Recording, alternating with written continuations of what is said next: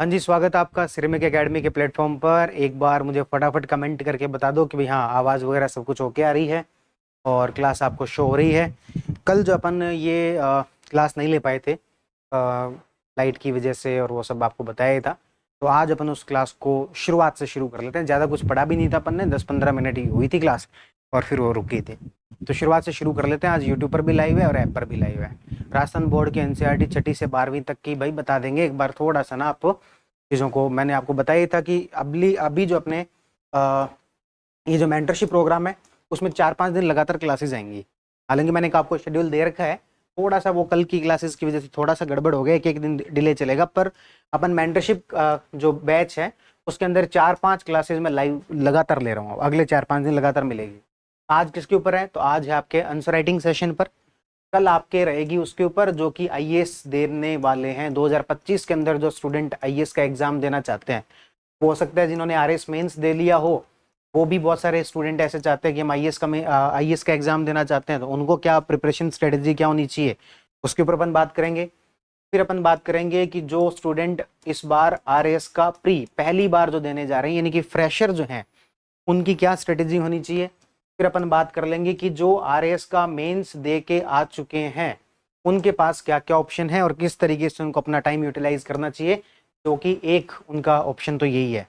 और फिर अपन अगला जो सेशन ले लेंगे वो कि एसआई जो तैयारी कर रहे हैं उनको अपनी स्ट्रेटेजी क्या रखनी चाहिए और अपनी जो टेस्ट सीरीज है उसके साथ कैसे वो कोऑर्डिनेट करके चलें, अपनी तैयारी को साथ लेके कैसे चलें। ठीक है, इन सारे विषयों पर अपन अगले 5 क्लासेस के अंदर एक एक करके डिस्कशन कर लेंगे। आज की अपनी जो क्लास है वो किसके ऊपर है? आंसर राइटिंग के ऊपर है, कि आंसर राइटिंग किस तरीके से की जाए, कैसे आप उसके अंदर इंप्रूवमेंट जो वो कर सकते हैं। ठीक है, तो जिन लोगों ने भी कभी भी आंसर लिखे हैं, 150 आंसर भी लिखे हुए हैं, तो आप मेरी बात को बहुत अच्छे से समझ पाएंगे कि मैं यहाँ पर क्या कहने की जो कोशिश कर रहा हूँ। ठीक है, एक बार मैं आपके 1-2 कमेंट देख लेता हूँ कुछ इंग्लिश मीडियम के हिसाब से भी बताना। तो हिंदी इंग्लिश दोनों में चल रहा है। इवन हिंदी वालों को प्रॉब्लम है कि जो है आप सिर्फ इंग्लिश में बता रहे हो, क्योंकि पीपीटी ज्यादातर इंग्लिश के अंदर है, लिखा भी मैंने बोर्ड में इंग्लिश में हुआ है। तो ऐसा वो नहीं है, दोनों के अंदर ही आपको बताया जा रहा है यहाँ पर, हिंदी और इंग्लिश दोनों के हिसाब से। बहुत सारे लोगों को कुछ जो जनरल उनके इश्यूज हैं। फॉर एग्जांपल सबसे पहले तो पीडीएफ या फिर बुक। भाई पीडीएफ और बुक में क्या अंतर है, मुझे अभी तक अच्छे से आपका कंसर्न समझ में ही नहीं आ रहा। क्योंकि पीडीएफ आप कहीं से भी जाके प्रिंट आउट निकलवा सकते हो, बुक फॉर्मेट में अभी अपना जो नोट्स है वो नहीं है। आप पीडीएफ फॉर्मेट, पीडीएफ आपको दी हुई है, कहीं से भी जाके आप निकलवा सकते हो।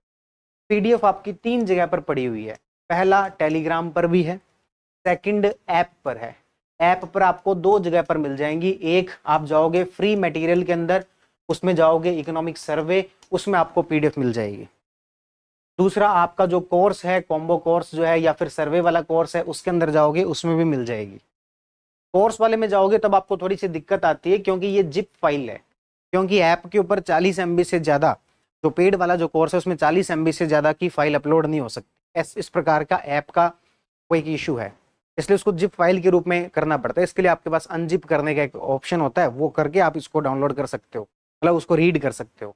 बाकी मैं कह रहा हूँ आपको इसमें पढ़ना ही क्यों है, आप तो ये ऐप के ऊपर फ्री मटेरियल में पढ़ा हुआ है, इसमें कोई जिप वाला इशू नहीं है। और टेलीग्राम पर पढ़ा हुआ है, इसमें भी कोई जिप वाला इशू नहीं है। ठीक है, तो ये आपका जो प्रॉब्लम है, मेरे हिसाब से सारी चीज़ें ओके हैं। ठीक है, चलिए तो एक बार मुझे फिर से जो है उस कमेंट सेक्शन दिखा दो। सब कुछ कॉमन कर दिया आपने। हिंदी इंग्लिश के टॉपिक भी टेस्ट सीरीज में जोड़ो, करेंगे, रुको थोड़ा, शानदार, थोड़ा धीरे धीरे ना। आप यूट्यूब पर सब डाल रहे हो। अरे यूट्यूब पर मैंने क्या कहा था कि भाई शुरुआत में मैंने आपको कहा था सर्वे के पहले 2 चैप्टर जो वो यूट्यूब पर जाएंगे, है ना, क्योंकि वो एक तरीके से डेमो वीडियो है। आप कहीं पर भी एडमिशन लेने जाते हो तो डेमो क्लासेस आपको दी जाती है ना, तो उसी तरीके से ये डेमो वीडियो है। जो बाद में जिसको पसंद आए वो अपने यहाँ पर आ सकता है, जो पेड कोर्स है उसके अंदर आ सकता है। तो डेमो वीडियो के रूप में 1 महीने का करंट अफेयर, 2 इकोनॉमिक सर्वे के चैप्टर और मेंटरशिप प्रोग्राम की कुछ क्लासेस। अब देखो मेंटरशिप प्रोग्राम में टेस्ट सीरीज है, क्या वो मैं यूट्यूब पे डाल सकता हूँ? क्या नहीं हो सकता ना, वो तो आपके ऐप पर ही रहेगा, आपका ही पूरे तरीके से उसके ऊपर रखा है। ठीक है, वैकेंसी कब तक आएगी इसके बारे में मुझे पता है नहीं। चलिए अपन आते हैं मुद्दे पर। ठीक है, अब एक बार कमेंट सेक्शन ऑफ कर दो, मतलब मुझे ना दिखे। कमेंट आप कर पाओ लेकिन मुझे ना दिखे, फिर अपन लास्ट में आपके कमेंट जो वो लेते हैं। चलिए भाई, तो हम बात कर रहे हैं आज की आंसर राइटिंग कैसे की जाए। क्योंकि आपका सिलेक्शन का जो आधार है वो मेंस आंसर राइटिंग ही है। और इस बार जो स्टूडेंट ने एग्ज़ाम दिया है वो अच्छी तरह जान भी गया है कि बहुत सारे कंटेंट ऐसा आएगा जो कि एग्ज़ाम आपके नोट्स के अंदर नहीं मिलेगा। इवन मैं कहूँ कि हम नोट्स को अपडेट कर देंगे, एनसीईआरटी, आरबीएससी, करंट अफेयर, इन सब चीज़ों से अपडेट कर देंगे, पर फिर भी इसकी संभावनाएं रहती है। और यदि चलो मान लेते हैं कि कंटेंट में से आ गया, तब भी हम उसमें कहाँ पूरे में से पूरे नंबर ले पा रहे हैं, उसमें से कौन सा बहुत अच्छा कोई परफॉर्म कर पा रहे हैं। इस तरीके से मेंस आंसर राइटिंग में किन किन चीज़ों का ध्यान रखा जाना चाहिए, कंटेंट में से आया है तब उसको कैसे अच्छा लिखा जाए, नहीं आया तो उसको किस तरीके से ठीक ठाक जो लिख दिया जाए ताकि कुछ मार्क्स हमें मिल जाएं, बाकियों से हम थोड़ा आगे हो जाएं। क्योंकि ओवरऑल आपका जो सिलेक्शन है वो आंसर राइटिंग ने ही करवाना है। आईएएस हो भले ही आरएएस हो, ओवरऑल आपका जो काम है वो इसी ने करवाना है। क्योंकि प्री केवल क्वालिफाइंग है, उसके नंबर जुड़ते नहीं है। नंबर किसके जुड़ेंगे? मेंस वाले नंबर जुड़ेंगे। तो मेंस में अच्छा परफॉर्म जो आप करोगे तभी आपको ज़्यादा फायदा होगा। उसके बाद तो भले ही आपके इंटरव्यू में कम स्कोर भी आए तब भी आप मैनेज कर लेते हो। फॉर एग्जाम्पल मेरे जो वो आरपीएससी का एक बार जब अटेम्प्ट दिया है तो उसमें 413 नंबर थे आउट ऑफ 800, जो कि उस साल के टॉप 20 मार्क्स में से थे। इंटरव्यू में सिर्फ 48 मार्क्स दिए आउट ऑफ 100, जो कि आपको पता है एवरेज 70, 75, 80, कुछ लोगों के तो 82, 85 तक आए थे। तो ये एवरेज देखें 48 बहुत कम नंबर है उस साल के हिसाब से। इस बार तो 40 तक भी दिए लोगों को, और भी कम दिए, और उस साल के हिसाब से भी बहुत कम नंबर थे। लेकिन फिर भी ठीक ठाक रैंक आ गई, कारण क्योंकि मेंस के अंदर जो अच्छे नंबर थे। तो मेंस आंसर राइटिंग में किन चीज़ों का हमें ध्यान रखना चाहिए? आपने आज तक मेंस आंसर राइटिंग को लेकर हो सकता है बहुत सारे सेशंस देखे भी होंगे, लेकिन आप इसमें वीडियो में 1-1.5 घंटे टिके रहे तो आपको पता लग जाएगा कि पूरी तरीके से अलग चीज़ है ना। यहाँ पर आपको बहुत अच्छी चीज़ें सीखने को मिलेंगी जो कि आप आंसर राइटिंग के अंदर यूज़ कर सकते हो। अब इवन आपको अगले 15-20 मिनट, आधे घंटे में पता लग जाएगा। स्टेप बाय स्टेप चलेंगे। आंसर राइटिंग कोई वीडियोस के माध्यम से सिखाई नहीं जा सकती, मैं इस बात को पूरे अच्छे तरीके से मानता हूँ। लेकिन हमारा प्रयास है कि हम एक बार थ्योरेटिकल लेवल पर आपको चीज़ें बता दें, बाद में प्रैक्टिकल या फिर प्रैक्टिस के लेवल पर आपको चीज़ें खुद से करनी पड़ेंगी। और वो अपन जो टेस्ट सीरीज चला रहे हैं 22 तारीख से जो टेस्ट सीरीज चल रही है उसके थ्रू जो आप चीज़ें सीख जाओगे। आज की अपनी वीडियो एक तरीके से थ्योरी बताने की है कि क्या चीज़ों का ध्यान रखा जाए। उसका प्रैक्टिकल ठीक तरीके से कब होगा? जब आप टेस्ट दोगे, और उसके बाद अपन टेस्ट का डिस्कशन लेंगे। तब मैं आपको बताऊंगा कि यहाँ पर ये वाली चीज़ लगनी चाहिए थी, यहाँ पर ये वाली चीज़, यहाँ पर प्रेजेंटेशन मैंने आपको पहले बताया था, उन सब चीज़ों का मैं लिंक करूँगा। आज की क्लास एक तरीके से ये बताने के लिए कि बाउंसर आता है तो उसको खेलना कैसे है, लेकिन एक्चुअल में तो आप तभी खेल पाओगे जब आपके सामने बाउंसर आएगा। पर हमें यदि पहले से पता होता है कि भाई हाँ ये स्टेप होते हैं तो थोड़ा सा हम कॉन्फिडेंट होते हैं। बाकी पता तो जब पेपर सामने आएगा तभी लगता है। ठीक है, तो इस तरीके से अपन कुछ बेसिक चीज़ों पर जो वो डिस्कशन करते हैं और स्टेप बाय स्टेप चलेंगे, एक एक चीज़ को डिटेल में कवर करते हुए चलेंगे। बार बार अपन कहते हैं आंसर राइटिंग का जो पूरा कॉन्सेप्ट है वो डिपेंड करता है कि आपको प्रश्न ठीक तरीके से पढ़ना है। अधिकतर लोगों को प्रश्न पढ़ने में ही बड़ी दिक्कत होती है। ठीक है, तो अपन इस क्लास को 2-3 भागों में डिवाइड कर देते हैं, या फिर पहले मैं आपको बता दूं कि आज अपन थ्योरी वाला पार्ट करेंगे, देखेंगे आंसर राइटिंग कैसे हो। प्रैक्टिकल लेवल पर कुछ चीजें क्लास में ही सीखेंगे। आपको मैं प्रैक्टिस के लिए थोड़ा टाइम भी दूंगा। जो ऐप पर देख रहे हैं उनके पास लाइव पोल का भी ऑप्शन रहेगा, उसके माध्यम से भी आपकी कुछ प्रैक्टिस होगी। एक्चुअल आपकी जो प्रैक्टिस है वो आपकी होगी एग्जाम में। ये जो आपकी टेस्ट सीरीज चलाई है, जो फ्री टेस्ट सीरीज है, हाँ मैंने आज आईएएस का जो टेस्ट सीरीज का शेड्यूल है वो भी डाल दिया है दिसंबर तक का, तो आपकी एक्चुअल जो प्रैक्टिस है वो उसके अंदर होगी। ठीक है, तो आज हम ये दो चीजों पर बात काम करेंगे और ये जो है वो आपका एग्जाम के थ्रू काम होगा, लेकिन बाद में हम इन तीनों चीजों को आपस में कनेक्ट कर देंगे। चलिए अपन बात करते हैं आंसर राइटिंग वाली। आज की वीडियो को हम 4 भागों में बांटेंगे। सबसे पहली बात तो क्वेश्चन को समझना। सबसे बड़ी, सबसे कॉमन जो प्रॉब्लम है या फिर जहां से प्रॉब्लम की शुरुआत होती है वो ये है कि हम कई बार प्रश्न को ठीक तरीके से समझ नहीं पाते हैं। तो प्रश्न को ठीक तरीके से समझना, फिर उसको 3 भागों में, इंट्रोडक्शन क्या लिखा जाए, मेन बॉडी क्या लिखी जाए और कंक्लूजन क्या लिखा जाए, तो ये 4 भागों में अपन बात करेंगे। सबसे पहला भाग उठाते हैं और वो ये है कि आप क्वेश्चन को कैसे, किस तरीके से अच्छे से समझो। ठीक है, क्वेश्चन को अच्छे से समझने से पहले ये देख लेते हैं कि कितने टाइप के क्वेश्चन आपको एग्जाम में देखने को मिलते हैं। टाइप्स ऑफ क्वेश्चंस, ये सभी पर लागू होता है, भले वो यूपीएससी का हो, भले वो आरएस का हो, भले वो अदर स्टेट पीसीएस का हो। जहां पर भी सब्जेक्टिव एग्जाम है ये आपको जो टाइप्स ऑफ क्वेश्चन है वो लगभग हर जगह देखने को मिलेंगे। परसेंटेज अलग अलग हो सकती है। सबसे पहले अपन बात करते हैं कि कुछ क्वेश्चन ऐसे होते हैं जो कि डायरेक्ट होते हैं। डायरेक्ट का मतलब ये कि आप बहुत आसानी से आइडेंटिफाई कर पाते हो कि इसमें क्या पूछा गया है। एग्जाम्पल के तौर पर बात करते हैं, ये सारे मैं यहाँ पर एग्जाम्पल के साथ आपको चीजें बताने जा रहा हूँ, और ये सारे एग्जाम्पल मैंने ज्यादातर आरएस वाले एग्जाम से उठाए क्योंकि ज्यादातर आप लोग वही सुन रहे हो, लेकिन दोनों में कोई अंतर नहीं है। इंप्लीमेंट लिखना आंसर ये दोनों में, क्वेश्चन में सिलेबस में अंतर हो सकता है लेकिन बात दोनों जगह की पड़ती है। कुछ मैंने यूपीएससी के एग्जाम्पल भी रखे हैं, कुछ मैंने आपको आरएस के एग्जाम्पल रखे हैं। जैसे सबसे पहला क्वेश्चन है, भारत में आधारभूत ढांचे में निवेश की समस्याओं और भविष्य की आवश्यकताओं पर लेख लिखिए। Right A note on problems and future requirements of infrastructure investment in India. तो इसमें आपको क्वेश्चन समझने में कोई दिक्कत नहीं हो रही, आपको पता है कि क्या पूछा है। एक तो निवेश की समस्या पूछी है कि भारत में इन्वेस्टमेंट क्यों नहीं हो रहा, और सेकंड पूछा है कि भविष्य की क्या आवश्यकता, क्यों इन्वेस्टमेंट जो वो होना चाहिए। दो बातें पूछी है। तो इस प्रकार के क्वेश्चन को अपन डायरेक्ट की कैटेगरी में रख रहे हैं, ठीक है। इसी तरीके से व्यवसाय सुगमता के लिए, ईज ऑफ डूइंग बिजनेस के लिए वर्ल्ड बैंक के द्वारा कौन कौन से घटक बताए गए। अब ऐसे जो क्वेश्चन है इसको समझने में आपको किसी प्रकार की कोई दिक्कत नहीं है, इसको अपन रख रहे हैं डायरेक्ट के अंदर। इसमें यदि दिक्कत आएगी तो दिक्कत आती है कंटेंट के लेवल पर या फिर स्किल के लेवल पर। इसमें दिक्कतें दो लेवल पर आती है, समझने में कोई दिक्कत नहीं है। सेकंड अपन चलते हैं, कुछ ऐसे क्वेश्चन होते हैं जिसमें स्टेटमेंट दिया गया है, उसके आधार पर आपसे पूछा गया कि बताओ भाई इसके अंदर क्या कुछ जो आपसे पूछा गया है, तो एक्सप्लेन जो उसको आपको करना होता है। तो स्टेटमेंट दिया गया होता है, उसके आधार पर क्या एक्चुअल क्वेश्चन है वो आपको खुद को ही फाइंड आउट करना है। एग्जाम्पल देखते हैं इन सब चीजों का। यहाँ पर सेकंड टाइप का जो क्वेश्चन है इसमें आप लोगों को थोड़ी सी दिक्कत आती है। एक एग्जाम्पल देखते हैं, जैसे कि क्वेश्चन है ये इस बार आया था, औद्योगिक क्रांति जो है वो न केवल एक प्रौद्योगिकी क्रांति थी बल्कि एक सामाजिक आर्थिक क्रांति भी थी, जिसने लोगों के बाद के रहने के ढंग को परिवर्तित कर दिया। और ये इसने कर दिया स्टेटमेंट बंद, और यहां पर लिख दिया कि विवेचना करो। कुल मिला के कहने का मतलब यहां पर आपको डायरेक्ट नहीं पता क्या पूछ रहा है। वो ये नहीं कह रहा कि डायरेक्ट बताओ औद्योगिक क्रांति के क्या प्रभाव थे, वो डायरेक्ट नहीं कह रहा।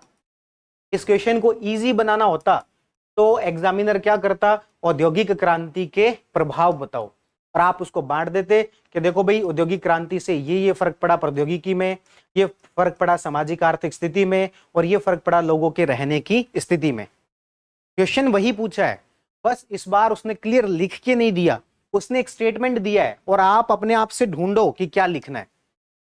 तो एक्चुअल में लिखना क्या है, इसके अंदर प्रभाव लिखना है। लेकिन अब प्रभाव आप उस तरीके से नहीं लिखोगे जिस तरीके से नोट्स में लिखवा रखे हैं। हो सकता है कि भाई किसी ने भी नोट्स के अंदर कोई भी एक सीक्वेंस बना रखा हो कि देश पर क्या प्रभाव पड़ा, दुनिया पर क्या प्रभाव पड़ा, वो सीक्वेंस अब काम नहीं आएगा। तो फिर कौन सा सीक्वेंस काम आएगा, तो जिस फॉर्मेट में क्वेश्चन में पूछा गया है। यानी कि एक हमें लिखना पड़ेगा प्रौद्योगिकीय प्रभाव क्या रहे, एक हमें लिखना पड़ेगा सामाजिक आर्थिक प्रभाव क्या रहे, और एक हमें लिखना पड़ेगा कि लोगों के जीवन पर क्या प्रभाव पड़ा। इसके अलावा भी आप कुछ और लिखना चाहते हो तो फिर अन्य लगा के लिख दो। इसमें आपने क्या किया, क्वेश्चन के आंसर को उसी फॉर्मेट में ले आए जिस फॉर्मेट के अंदर पूछा गया था, उसी फॉर्मेट के अंदर ले आए। तो ये अपन सेकंड टाइप का क्वेश्चन कह रहे हैं, जहां पर कि आपको एक स्टेटमेंट दिया जाता है और उस स्टेटमेंट को खुद को ही एक्सप्लेन करके उसका आंसर लिखना होता है। ऐसे क्वेश्चन थोड़े मुश्किल कैटेगरी में माने जा सकते हैं क्योंकि बहुत सारे लोगों को एक्चुअल में समझ में ही नहीं आता कि पूछा क्या है इसने। ठीक है, बहुत सारे एग्जाम्पल के साथ अपन बात करेंगे, बहुत आराम से, अपने को कोई जल्दीबाजी नहीं है। हो सकता है वीडियो लंबी जाए, 1-1.5-2 घंटे की भी जा सकती है, आराम से बातें करेंगे। कुछ चीजें रह गई तो अगली क्लास में देख लेंगे। उसके बाद अगला मैंने क्या कहा, statement but not the actual question. तीसरा टाइप का जो क्वेश्चन होता है जिसमें कि एक स्टेटमेंट दिया गया है लेकिन एक्चुअल क्वेश्चन कुछ दूसरा है। स्टेटमेंट आपको सिर्फ कोई एक इंफॉर्मेशन देने के लिए, आपको घुमाने फिराने के लिए दिया है। यहां पर जो स्टेटमेंट था एक्चुअल क्वेश्चन भी वही था, लेकिन यहां पर जो स्टेटमेंट है एक्चुअल क्वेश्चन है नहीं वो। एग्जाम्पल कैसे, बात समझ में नहीं आई आप तो हमें एग्जाम्पल के साथ बताओ। तो ये देखो भाई एग्जाम्पल इसका,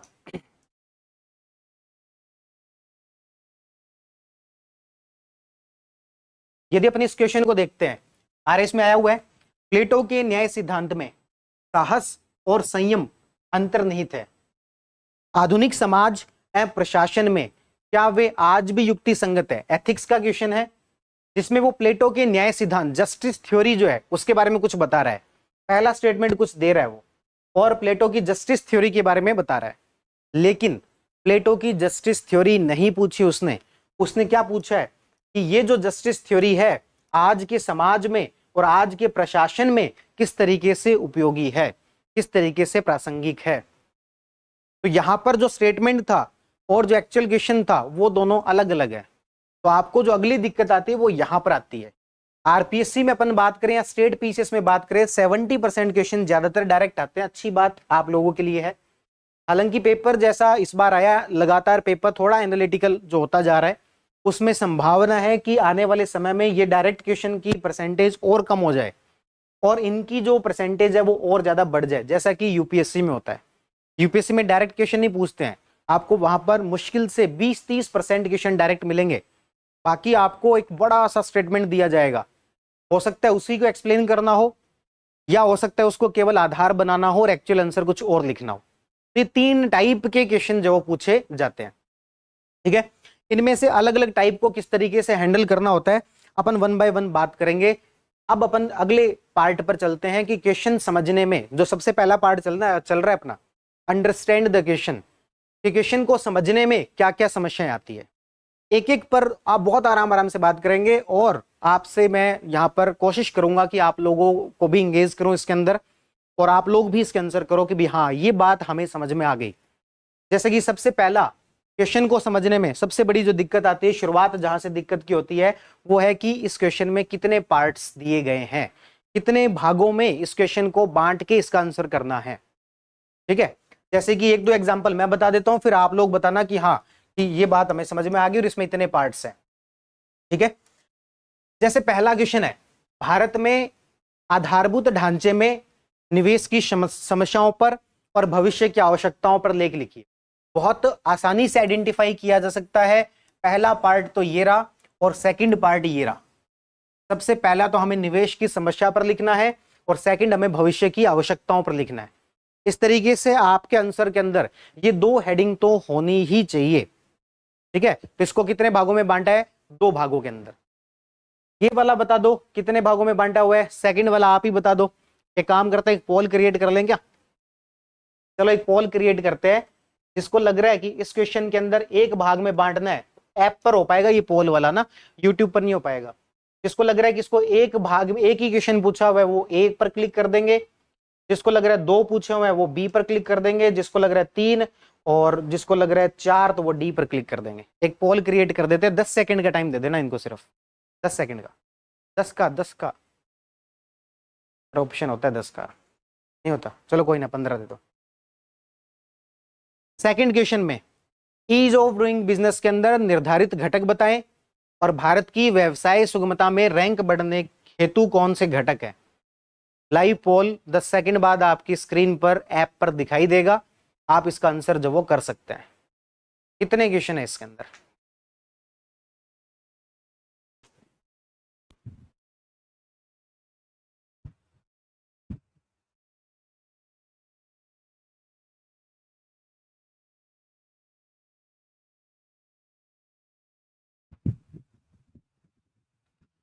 बहुत बढ़िया। आज बहुत सारे लोगों को लाइव पोल का शायद यूज करना भी बढ़िया आ रहा है पहले की बजाय, है ना। और अधिकतर लोगों ने कहा है बी, 4 लोगों ने कहा है ए, 3 लोगों ने कहा है सी और अधिकतर लोगों ने कहा है बी। तो बी सही है इसका। कितने क्वेश्चन पूछे गए? 2 क्वेश्चन पूछे। पहला तो क्या, ईज ऑफ डूइंग बिजनेस के अंदर वर्ल्ड बैंक के द्वारा कौन कौन से घटक बताया गया, किन किन इंडिकेटर्स पर ease of doing business rank निकाली जाती है। और सेकंड, भारत का इनमें से कौन से इंडिकेटर पर परफॉर्मेंस जो वो अच्छी रही है। तो इसमें कितने क्वेश्चन पूछे गए? 2। अपन सबसे पहले इसी चीज को बार बार थोड़ा प्रैक्टिस कर लेते हैं। कितने क्वेश्चन पूछे गए? 2-3 क्वेश्चन और देख लेते हैं। ये बता दो राजस्थान की, अब आप बार बार पोल नहीं करेंगे ना। तीसरा बता दो, राजस्थान की जनजातियों के समस्या के समाधान हेतु संवैधानिक प्रयास बताइए। What are the constitutional efforts to solve the problems of tribes in Rajasthan. कितने क्वेश्चन है इसके अंदर? पोल क्रिएट नहीं करेंगे, आप वैसे बता दो। 1 बिल्कुल सही है। अधिकतर लोग इसका आंसर कर रहे हैं कि 1 है, बिल्कुल सही बात है।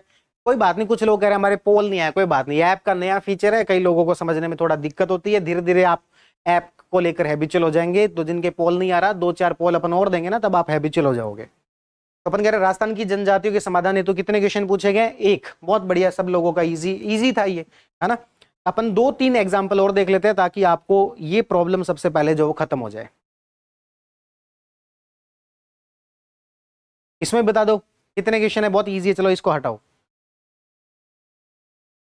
इसमें बता दो योजना आयोग और नीति आयोग की कार्य प्रणाली में अंतर। योजना आयोग और नीति आयोग की कार्य प्रणाली में अंतर तथा भारतीय संघवाद का उसके ऊपर प्रभाव।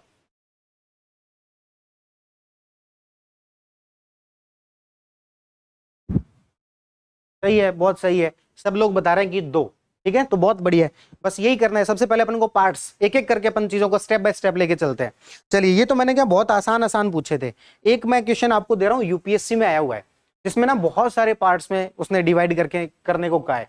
तो एक बार इसको देखना आप और क्वेश्चन को आराम से पढ़ो, एक बार देखो दिखाने। ये यूपीएससी का है, इंटरनल सिक्योरिटी में एक सब्जेक्ट है जिसको अपन बोलते हैं आतंकवाद, ठीक है, टेररिज्म।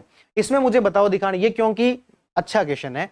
इसमें एक बार पहले क्वेश्चन पढ़ लो और अपन ये बताओ कितने पार्ट्स में बांटना है इसको। आराम से पढ़ो, इसमें टाइम लगेगा आपको। मैं साइड हो जाता हूं।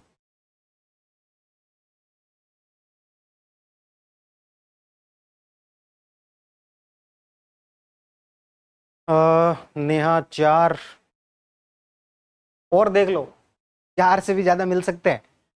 राहुल कह रहे हैं 2 और सीमा सिंह कह रहे हैं 6 और तेजू चौधरी कह रहे हैं 5, संदीप गुजर 5, गौरव 2, 7, 8। ठीक है, सही है।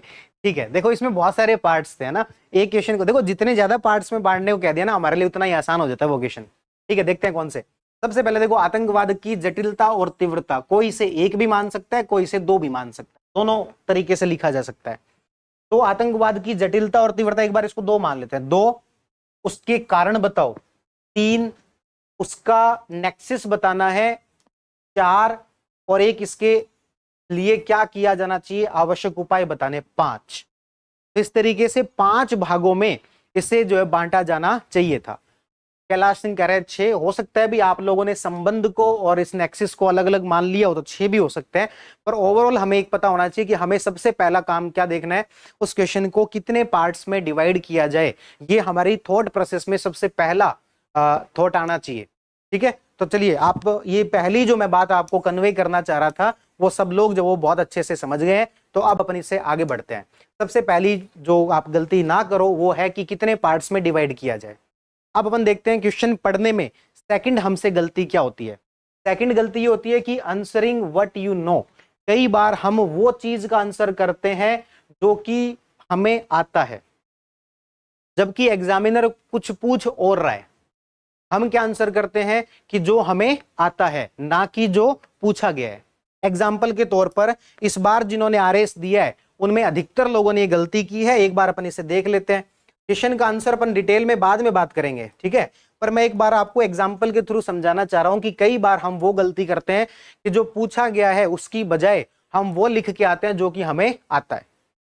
ठीक है, जैसे कि पूछा गया था कि हैदराबाद का जब इंडियन यूनियन के अंदर मर्जर हो रहा था, उस समय में रजाकार प्रमुख बाधा थे, स्पष्ट की। किस तरीके से रजाकार जो वो प्रमुख बाधा थे हैदराबाद के विलय में।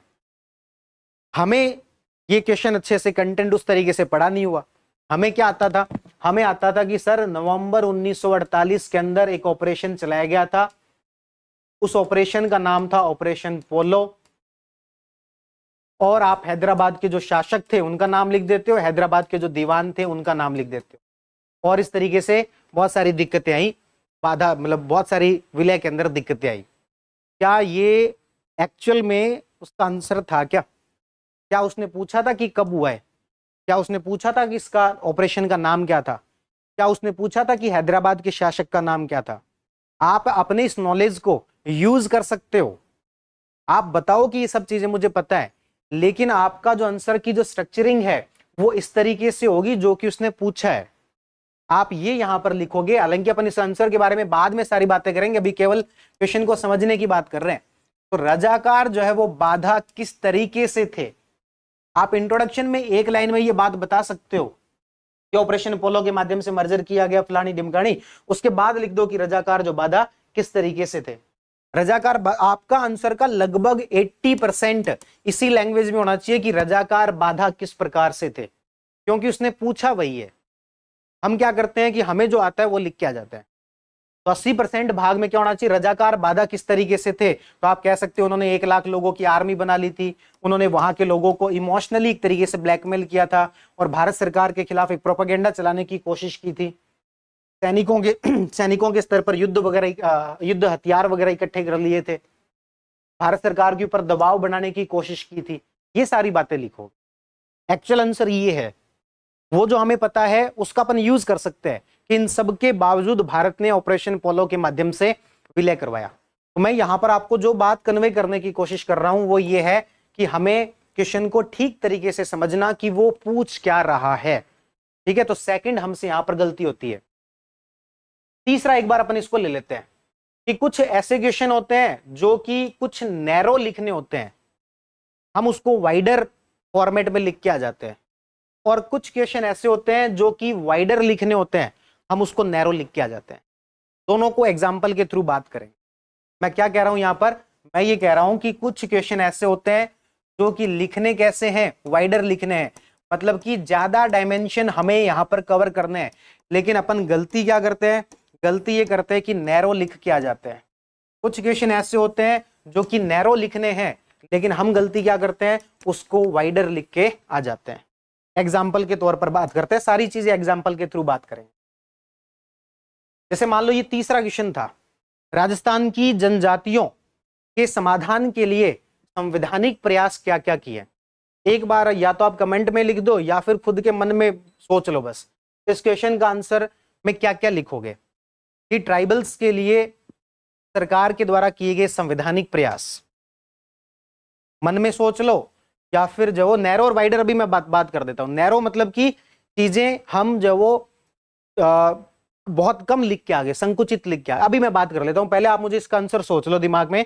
राजस्थान की जनजातियों की समस्याओं के समाधान हेतु संवैधानिक प्रयास, यदि हमें लिखना होता तो हम क्या लिख के आते, constitutional efforts to solve the problems of tribe या फिर Rajasthan tribals, problem solution both, समस्या का नैरो, प्रयास को वाइडर, गवर्नमेंट स्कीम्स, बहुत बढ़िया। सुमन चौहान कह रहे गवर्नमेंट स्कीम, कुछ कह रहे प्रॉब्लम्स, डेवलपमेंट और इंफ्रास्ट्रक्चर, रिजर्वेशन के बारे में, ठीक है, योजना और संविधान, ठीक है, रिजर्व, ठीक है, ठीक है। बस मैं यही कह रहा था आपसे कि देखो इसमें क्या पूछा था इसने, संवैधानिक प्रयास। क्या पूछा था इसने, संवैधानिक प्रयास पूछे थे, कॉन्स्टिट्यूशनल एफर्ट्स पूछे, संविधान के अंदर कौन कौन से प्रयास किए गए। हम क्या गलती करके आते हैं, हम यहां पर लिख के आते हैं योजनाएं, कि ट्राइबल्स के लिए ये सब योजनाएं चलाई है। क्या हमसे पूछा है, क्या नहीं पूछा। हमने यहां पर क्या पूछा था, नैरो पूछा था। नैरो समझ गए अब कि हमसे बहुत कम पूछा था, लेकिन हम इसका आंसर क्या लिख के आ रहे हैं, वाइडर लिख के आ रहे हैं, यानी कि हम योजनाएं भी लिख के आ रहे हैं, जबकि योजना पूछा नहीं था। हालांकि आपके पास कॉन्स्टिट्यूशनल एफर्ट्स लिखने के बाद स्पेस बच जाए तब लिख सकते हो अन्य प्रयास, और उसमें कुछ योजनाएं लिख सकते हो। लेकिन हमसे पूछा उसने संवैधानिक प्रयास, या अन्य प्रयास के कोई नंबर है नहीं। आप अपना नॉलेज भले ही उसको कन्वे कर दो, लेकिन हमारा पहला काम ये होना चाहिए, दिमाग में आना चाहिए, पूछा क्या उसने, कॉन्स्टिट्यूशनल एफर्ट्स पूछे हैं जो कि संविधान के माध्यम से किए गए। योजनाएं सरकार चलाती है, वो कॉन्स्टिट्यूशनल एफर्ट्स नहीं है। और अपन जब इसके आंसर के बारे में बात करेंगे तो कॉन्स्टिट्यूशनल एफर्ट्स में 10-15 पॉइंट लिखे जा सकते थे, उसको भी किस तरीके से अरेंज करके, वो अपन बाद में बात करेंगे। अभी हम समझ रहे हैं क्वेश्चन को समझने में हमसे क्या गलती होती है, स्टेप बाय स्टेप चलते हैं। ठीक है, तो ये बात मेरे हिसाब से आप समझोगे कि यहां पर नैरो पूछा था। एक और एग्जांपल मैंने यहां पर आपको दे देता हूं, एक और एग्जांपल मैंने नोट किया था। हाँ, ये बता दो, भारत के राष्ट्रपति को पद से हटाने के संवैधानिक प्रावधान को स्पष्ट करें। कौन कौन से आर्टिकल लिखोगे, एक बार चैट बॉक्स खोल दो। भारत के राष्ट्रपति को पद से हटाने के संवैधानिक प्रावधान को स्पष्ट करें। Explain the constitutional provision to remove the president of India from his office, impeachment. और सोच लो इसके अलावा कुछ और कोई आर्टिकल, आर्टिकल 59, वो चलो ठीक है, आपको आर्टिकल ठीक से नंबर याद नहीं आ रहा। इम्पीचमेंट आर्टिकल 16, 61, 61 एंड 56, अंकिता कह रही है 61 एंड 56, बहुत बढ़िया। 61 एंड 55 3, ओके। 61, 56, 62, चलिए ठीक है। अब वह वही बात कर रहा था, यहां पर आपसे क्या पूछा है उसने, नैरो पूछा है। कैसे? उसने सिर्फ पूछा है रिमूवल, उसने सिर्फ क्या पूछा है, रिमूवल पूछा है। और रिमूवल के लिए आर्टिकल 61 है, इम्पीचमेंट प्रोसेस। हालांकि उसका जो जिक्र है, मेंशन है, आर्टिकल 56 में भी है, लेकिन उसकी जो प्रोसेस पूरी है वो किस में दी गई है, आर्टिकल 61 में दी गई है। कहने का मतलब राष्ट्रपति पद से किस तरीके से हट सकता है, इसके 3 तरीके हो सकते हैं। वो इस्तीफा दे सकता है, या फिर उसकी मृत्यु हो जाए, या फिर उसे रिमूव कर दिया जाए, या फिर इंपीचमेंट जो उसका कर दिया जाए। यहां पर वो ये रिमूव वाला पूछ रहे हैं, ये 2 पूछ नहीं रहा। हालांकि लिखने को जब आपका ये पूरा हो जाए तब आप लिख सकते हो कि इस्तीफा देकर या फिर यदि उसकी मृत्यु हो जाए तब भी राष्ट्रपति को पद से हटा हुआ माना जाएगा। लेकिन यहां पर वो पूछ क्या रहा था, पद से हटाने के रिमूवल प्रोसीजर की वो किस तरीके से हटाया जा सकता है। इंपीचमेंट प्रोसेस के बारे में डिटेल में पूछ रहा था ये, ठीक है। फिर से मैं कह रहा हूं कि वो लिखा जा सकता है, उसमें कोई बुराई नहीं है, लेकिन वो एक्चुअल में जो है ये पूछा गया था। बात समझ में आई? इस तरीके से हमने यहां पर देखा कि किस तरीके से पूछा गया हो जो चीज नैरो, और हम उसको क्या लिख के आ जाते हैं, वाइडर। आपका 80% हिस्सा उसी पर लिखा जाना चाहिए जो कि पूछा गया है। अन्य वगैरह लिखना लिख दो, लेकिन 80% हिस्सा सिर्फ जो पूछा गया उसके ऊपर होना चाहिए, ठीक है। तो नैरो पूछा था, अपन क्या लिख के आगे, वाइडर। इसका उल्टा एक और एग्जांपल ले लेते हैं कि हमसे चीजें वाइडर पूछी जा रही हो या फिर वाइडर लिखने में कोई प्रॉब्लम ना हो, लेकिन हम नैरो लिख के आ जाते हैं कहीं। एग्जाम्पल के तौर पर मैं यदि कहूं कि ये हाल ही में लैंडस्लाइड नामक एक डिजास्टर देखने को मिली, भूस्खलन जो वो देखने को मिला, इसके कारणों पर चर्चा कीजिए, है ना। जो लैंडस्लाइड हुई उसके कारणों पर चर्चा कीजिए। अपन कंटेंट की बात में करेंगे, लेकिन मैं कह रहा हूं इसके कारणों पर चर्चा कीजिए। तो हम मान लेते हैं कि कोई भी कारण लिखा, उसका एग्जाम्पल देते हैं कि हाल ही में केरल में यहां पर ये हुआ, हाल ही में यहां पर ये हुआ। क्या उसने कहा था क्या कि भारत के ही लैंडस्लाइड का बताना है? नहीं कहा उसने। तो क्यों ना हम इसको वर्ल्ड के जो कोई एग्जाम्पल यदि हमें याद है तो की बात कर रहा हूं कि हम यहां पर वर्ल्ड के भी तो एग्जाम्पल लिख सकते हैं। लैंडस्लाइड के कारण पूछा है, हमने एग्जाम्पल लिखने हैं, तो सिर्फ इंडिया के क्यों लिखें, हम राजस्थान के और हम वर्ल्ड के भी तो लिख सकते हैं। तो यहां पर हम चीजों को वाइडर कर सकते थे, हम ज्यादा चीजों को बढ़ा के लिख सकते थे, लेकिन हम यहां पर चीजों को क्या करके आ जाते हैं, नैरो करके आ जाते हैं। और ये सारी बातें मैं आपको एग्जाम्पल्स के थ्रू जब अपन पेपर डिस्कशन करेंगे, इन सब चीजों के मैं कम से कम भी आपको 10-10, 15-15 एग्जाम्पल देके बताऊंगा, ठीक है। तो इस तरीके से हम यहां पर बात कर रहे थे कि हमसे क्वेश्चन को समझने में पहली दिक्कत पार्ट्स को डिवाइड करना, second answering what you know, कि आप क्या जानते हैं उसके अनुसार, जो क्या जानते हैं वो लिख के आने के बजाय जो पूछा गया वो। फिर एक हम क्या कर सकते हैं, वाइडर वाली बात ध्यान रख सकते हैं, और एक नैरो वाली बात जो ध्यान रख सकते हैं, ठीक है। एक दो बातें और देख लेते हैं, 2 पॉइंट और देख लेते हैं कि क्वेश्चन को समझने में किस प्रकार की दिक्कत आती है, फिर अपन चलेंगे इंट्रोडक्शन वाले पार्ट पर, ठीक है। 2 दिक्कतें और देख लेते हैं। कुछ क्वेश्चन ऐसे होते हैं जिनकी आपको लैंग्वेज ही समझ में नहीं आती कि एक्चुअल में पूछा क्या गया है। तो हमारे पेपर के अंदर इस तरीके के क्वेश्चन होने चाहिए, कुछ ऐसे क्वेश्चन होने चाहिए जिसमें आपको लैंग्वेज समझ में ना आए, ताकि आपकी प्रैक्टिस हो जाए, ठीक है। जैसे कि ये वाला क्वेश्चन है, एक बार जिन्होंने पूरी पॉलिटी पढ़ रखी है वो इस क्वेश्चन को पढ़ सकते हैं, बाकी कोई बात नहीं, अपना ज्यादा अभी दिमाग मत लगाओ, अपन बाद में देख लेंगे, ठीक है।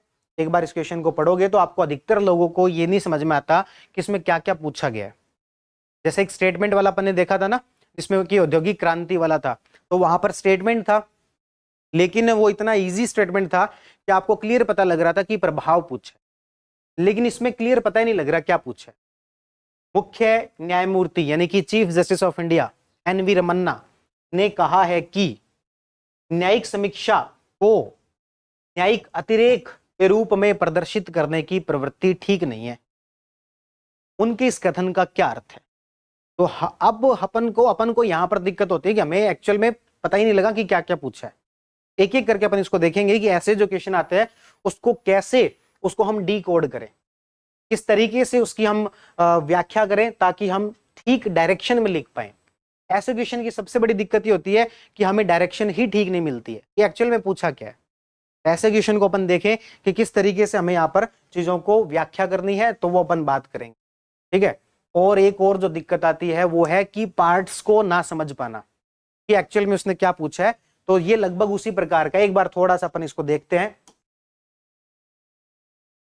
एक एग्जाम्पल के थ्रू देखते हैं। जैसे ये वाला क्वेश्चन मैंने दिया था, एक बार फिर से पढ़ो क्वेश्चन को। योजना आयोग और नीति आयोग की कार्य प्रणाली में अंतर और भारतीय संघवाद और उसके प्रभाव का वर्णन करें। योजना आयोग और नीति आयोग की कार्य प्रणाली में अंतर और भारतीय संघवाद पर उसके प्रभाव का वर्णन करें, ये पूछा है। ये तो हम बहुत क्लियरली आइडेंटिफाई कर लेते हैं कि ये पहला पार्ट है, ये सेकंड पार्ट है, यहां तक कोई दिक्कत नहीं है। लेकिन कई बार हम पार्ट को और आगे जो समझना चाहिए उसको नहीं समझ पाते। फॉर एग्जाम्पल, बहुत सारे लोग क्या करेंगे, योजना आयोग और नीति आयोग में अंतर वैसे लिख के आ जाएंगे, इसकी स्थापना इतने इतने तारीख को हुई थी, नीति आयोग की इतने इतने को हुई थी, इसमें अध्यक्ष ये होता है, इसमें अध्यक्ष ये होता है, ये वर्तमान में समाप्त कर दिया गया है, ये अभी भी चल रहा है, या फिर ये बनाए बाद में गया, इस तरीके से लिख के आ जाएंगे। लेकिन वो यहां पर क्लियर दे रहा है कार्य प्रणाली में अंतर। नीति आयोग और योजना आयोग को आपको कंपेयर करना है तो दो तरीकों से डिवाइड किया जा सकता है कि संरचना में उसकी जो कॉम्पोजिशन है उसमें क्या अंतर है और उसकी जो फंक्शनिंग है, कार्य प्रणाली है, उसमें क्या अंतर है। फंक्शनिंग में और कॉम्पोजिशन में जो डिफरेंस है वो अलग अलग किया जा सकता है, और यहां पर वो बात किसकी कर रहे हैं, कार्य प्रणाली में अंतर की बात कर रहे हैं।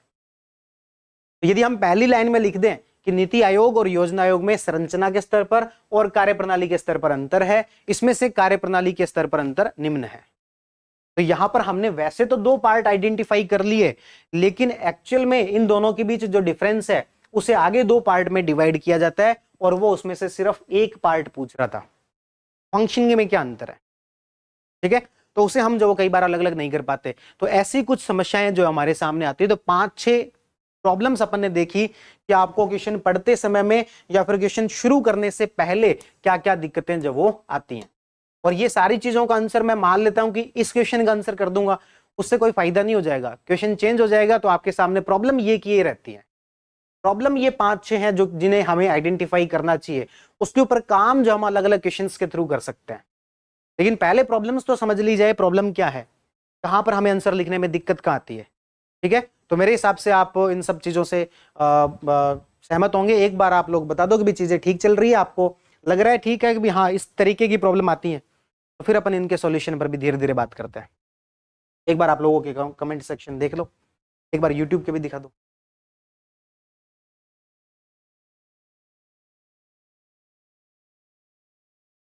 ओके ओके, ठीक है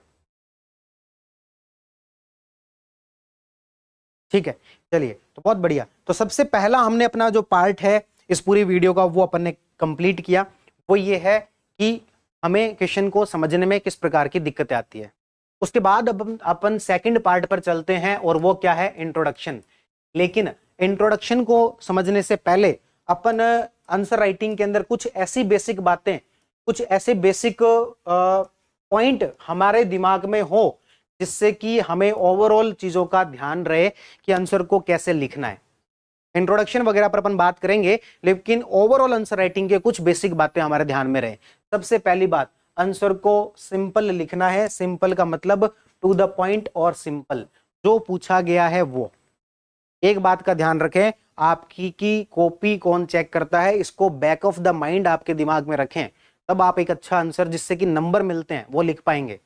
मैं यहाँ पर ये नहीं कह रहा कि बहुत अच्छा कोई एकेडमिक आप आंसर लिख पाएंगे, मैं कह रहा हूँ जिससे नंबर मिलते हैं वो आंसर तब लिख पाओगे जब आपके दिमाग में रहे कि आपकी कॉपी कौन चेक कर रहा है, कितने टाइम में कर रहा है, किस पर्पज से कर रहा है। आपकी कॉपी कोई 50-60 साल का जो व्यक्ति होगा, प्रोफेसर जो है काफी लंबे समय से वहां पर पोस्टेड है, वो कर रहा है। क्यों कर रहा है, या तो वो पैसे मिल रहे हैं इसलिए कर रहा है, या फिर वो पैसे मिल रहे हैं वो तो चलो एक फैक्टर होगा, लेकिन उसे काम दिया गया कि तुम्हें कॉपी चेक करनी है इसलिए कर रहा है। ये दो ही कारण हो सकते हैं। तीसरा कोई कारण नहीं है कि वो खुद से चाहे कि नहीं मैं बढ़िया कॉपी चेक करूंगा और बढ़िया अच्छे आरएस जो चुनूंगा राज्य के लिए, ऐसा कोई पर्पज है नहीं। इन दोनों बातों का कंक्लूजन क्या निकलता है, इन दोनों बातों का कंक्लूजन ये निकलता है कि आपकी कॉपी चेक करने में उसे कोई बहुत ज्यादा इंटरेस्ट नहीं है। आपके क्वेश्चन के आंसर पर वो बहुत देर टिकेगा एक एक चीज को आपने लिखा है कि नहीं लिखा है, वो कोई पढ़ेगा उसकी कोई गारंटी नहीं है और उसकी जिम्मेदारी भी नहीं है। तो हमारी जिम्मेदारी ये बनती है कि जो एक्चुअल में पूछा गया है उसे साफ साफ हेडिंग के थ्रू बता दिया जाए, उसे बॉक्स में बंद करना। फॉर एग्जाम्पल ये अपन देख रहे थे कि निवेश की आवश्यकता वगैरह की जो बात कर रहे थे, उसके अंदर क्लियर बता दिया जाए। फॉर एग्जाम्पल ये पेज है, कुछ आपने इंट्रोडक्शन लिखा, उसके बाद क्लियर आपकी एक हेडिंग होनी चाहिए निवेश में जो समस्याएं हैं, उसके बाद में आपने इसके कुछ पॉइंट लिखे, फिर क्लियर हेडिंग होनी चाहिए भविष्य की आवश्यकताएं क्या है, और फिर आपके इंट्रोडक्शन। जो पूछा गया है वो क्लियर हेडिंग के रूप में होना ही चाहिए, ताकि एग्जामिनर सरफेस लेवल से भी कॉपी पढ़े, वो देखे फटाफट अच्छा अच्छा लिखा गया, ठीक है 10 नंबर का था, 5 में से 3.5 दे दो, 6.5 नंबर, इस तरीके से। मतलब कि वो हो सकता है पॉइंट आपके सारे ना पढ़े। तो जो पूछा गया है वो आपकी हेडिंग होनी चाहिए, बॉक्स में बंद होना चाहिए। बाकी कुछ इंपॉर्टेंट लगता है आप उसको अंडरलाइन कर दो, बॉक्स में उसी चीज को बंद करो जो आपको लगता है कि ये तो पढ़ना ही चाहिए एग्जामिनर को हर हालत में, और कुछ नहीं पढ़े। आपके आंसर में जिसको 2 ही लाइन पढ़नी है तो वो ये 2 लाइन होनी चाहिए, इसको आप बॉक्स में बंद करोगे, बाकी सब चीजों को अंडरलाइन करोगे। आपका आंसर जो क्लियरली विजिबल होना चाहिए, आपकी हैंडराइटिंग जो इस तरीके इतनी भी वो बुरी ना हो कि उसको आंसर पढ़ने में ही ना आए। इसकी वजह से फिर साइकोलॉजिकल जो आपको नुकसान होता है कि कोई हैंडराइटिंग के अलग से नंबर नहीं है, पर उसका नुकसान होता है और उसका फायदा भी होता है। जिसकी हैंडराइटिंग अच्छी है तो उसको फायदा होगा, बुरी है तो फिर नुकसान जो वो होगा। आपका आंसर टू द पॉइंट होना चाहिए।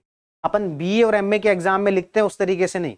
ऐसा नहीं कि भी एग्जामिनर आपकी कॉपी पढ़ के कहे कि अगर भाई कहना क्या चाहते हो, ठीक है। तो आपका आंसर क्या होना चाहिए, सिंपल होना चाहिए, टू द पॉइंट होना चाहिए, जो पूछा गया वो होना चाहिए। और उसका अटेंशन ग्रैब करना हमारा काम है, उसका काम नहीं है। अपनी कॉपी पढ़वाना हमारा काम है।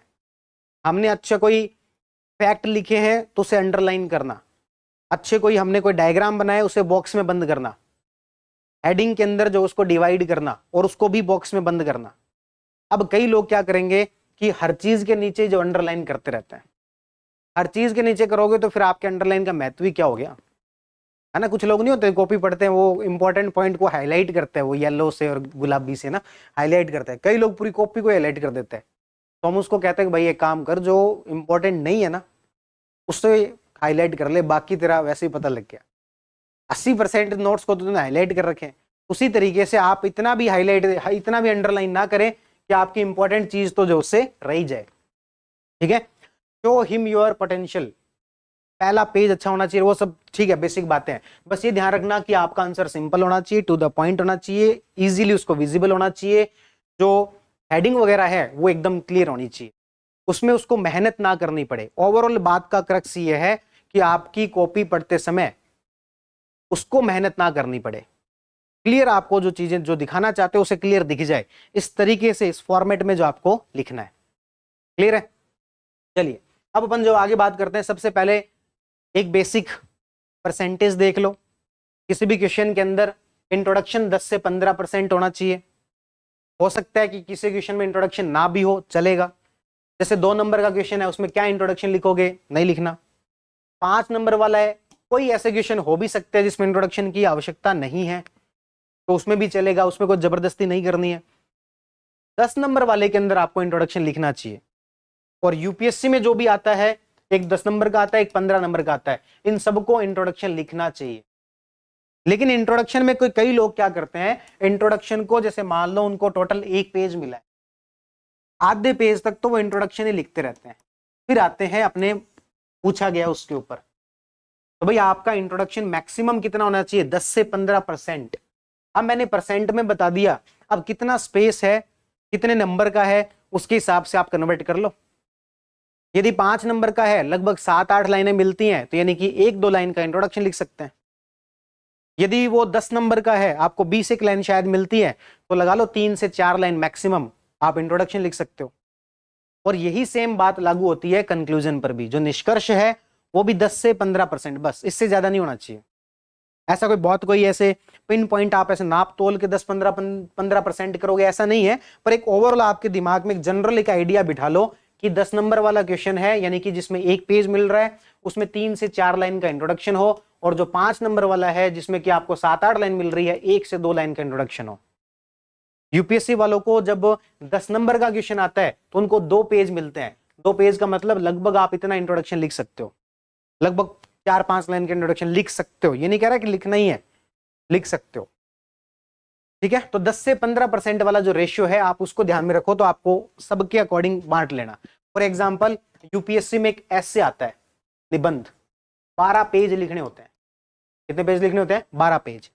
अब 12 पेज का 10 से 15% करो, कितना होता है? तो मैं कहूंगा 1 से 1.5 पेज होता है। तो यानी कि आप इसमें इंट्रोडक्शन ऐसे के अंदर कितना लिख सकते हो? 1 से 1.5 पेज इंट्रोडक्शन का लिख सकते हो, किसी कहानी से शुरुआत कर सकते हो, ठीक है। तो कुल मिला के कहने की बात है 10 से 15% इंट्रोडक्शन, 70 से 80% मेन बॉडी और 10 से 15% जो वो कंक्लूजन होना चाहिए, ठीक है। अब आते हैं मूल मुद्दे पर, जिसको कि हम 3 भागों में बांटेंगे। एक इंट्रोडक्शन, दूसरा मेन बॉडी और तीसरा कंक्लूजन। बहुत सारे लोग जो कि मेरी एक मेंस आंसर राइटिंग की एक वीडियो पहले भी पड़ी हुई है, तो उसको भी यदि देख चुके होंगे, लेकिन ध्यान रखना उसमें मैंने सिर्फ इंट्रोडक्शन और कंक्लूजन का ही बताया हुआ है, मेन बॉडी का आज ही बता रहा हूँ मैं। तो उसको देख लेना पूरा, या फिर आप इस पार्ट को जरूर देख लेना। इंट्रोडक्शन में तो लगभग वही बातें होंगी, ठीक है, किन किन तरीकों से इंट्रोडक्शन लिखा जा सकता है, ठीक है। तो अपन सबसे पहले बात कर लेते हैं इंट्रोडक्शन किन किन तरीकों से लिखा जा सकता है। तो भाई देखो, ये डिपेंड करता है कि कैसा क्वेश्चन है। फिर भी मैं आपको कुछ 7-8 पॉइंट बता देता हूं, इनमें से 1, 2, 3 लगभग हर क्वेश्चन में एप्लीकेबल होते हैं, लागू हो जाते हैं। उनके तरीकों से आप इंट्रोडक्शन जो वो लिख सकते हो, ठीक है। एग्जाम्पल के थ्रू बात कर लेते हैं, लेकिन सारी बातें थ्योरी के लेवल पर चल रही हैं। प्रैक्टिकल कब होगा? प्रैक्टिकल जब आपके सामने क्वेश्चन होगा तब होगा, ठीक है। सबसे पहले बात कर लेते हैं इंट्रोडक्शन कैसे लिखा जा सकता है। तो एक तरीका हो सकता है डेफिनेशन से, परिभाषा बता के आप बात की शुरुआत कर सकते हो। फॉर एग्जाम्पल आतंकवाद वाला भी अपन ने क्वेश्चन पढ़ा था, यूपीएससी में आया हुआ, आपके आरएस के सिलेबस में भी है। जो आईआर वाला सेक्शन है उसमें एक टॉपिक है आतंकवाद। तो यदि इस टाइप का क्वेश्चन आता है तो आप यहां पर इस चीज से शुरुआत कर सकते हो कि आतंकवाद क्या है, डेफिनेशन लिख के इसकी शुरुआत जो वो की जा सकती है, ठीक है। दूसरा जो तरीका है लिखने का वो अपन कह सकते हैं फैक्ट के थ्रू भी लिखा जा सकता है। फॉर एग्जाम्पल हैदराबाद में रजाकार ने किस तरीके से बाधा उत्पन्न की, तो यहां पर आप फैक्ट के थ्रू लिख सकते हो कि इस तरीके से नवंबर 1948 में विलय हो गया था, ऑपरेशन पोलो चलाया गया था। तो ये एक तरीके से आप यहां पर क्या बता रहे हो? फैक्ट बता रहे हो। तो फैक्ट के थ्रू भी शुरुआत की जा सकती है। उसके बाद आ जाओ मेन आंसर पर, जिसमें अपन क्या कहते हैं कि रजाकार किस तरीके से बाधा थे। तो पहला तरीका अपन ने कौन सा देखा? डेफिनेशन। दूसरा तरीका कौन सा देखा? फैक्ट। और ये सारे तरीके लगभग हर क्वेश्चन पर लागू होते हैं। मैं आपको जब अपन पेपर करेंगे तो ये सारी चीजें अपन लागू करके दिखा देंगे कि कहां पर किस तरीके से इन्हीं में से यूज किया जा सकता था, और एक से ज्यादा भी यूज किए जा सकते थे, ठीक है। जैसे मान लेते हैं नीति आयोग और योजना आयोग की कार्य प्रणाली में अंतर पूछा था। अब कार्य प्रणाली में अंतर पूछा है तो इसमें आप डेफिनेशन तो क्या ही लिखोगे? नीति आयोग की कोई कार्य वो थोड़ी लिख दोगे। ज्यादा से ज्यादा सहकारी संघवाद और था, कोऑपरेटिव फेडरलिज्म और था, उसकी परिभाषा लिख सकते हो। लेकिन वो पहला जो पार्ट है वो योजना आयोग और नीति आयोग का है, तो वहां पर ये बैठता नहीं है। तो डेफिनेशन से शुरू नहीं कर सकते, किससे कर सकते हैं?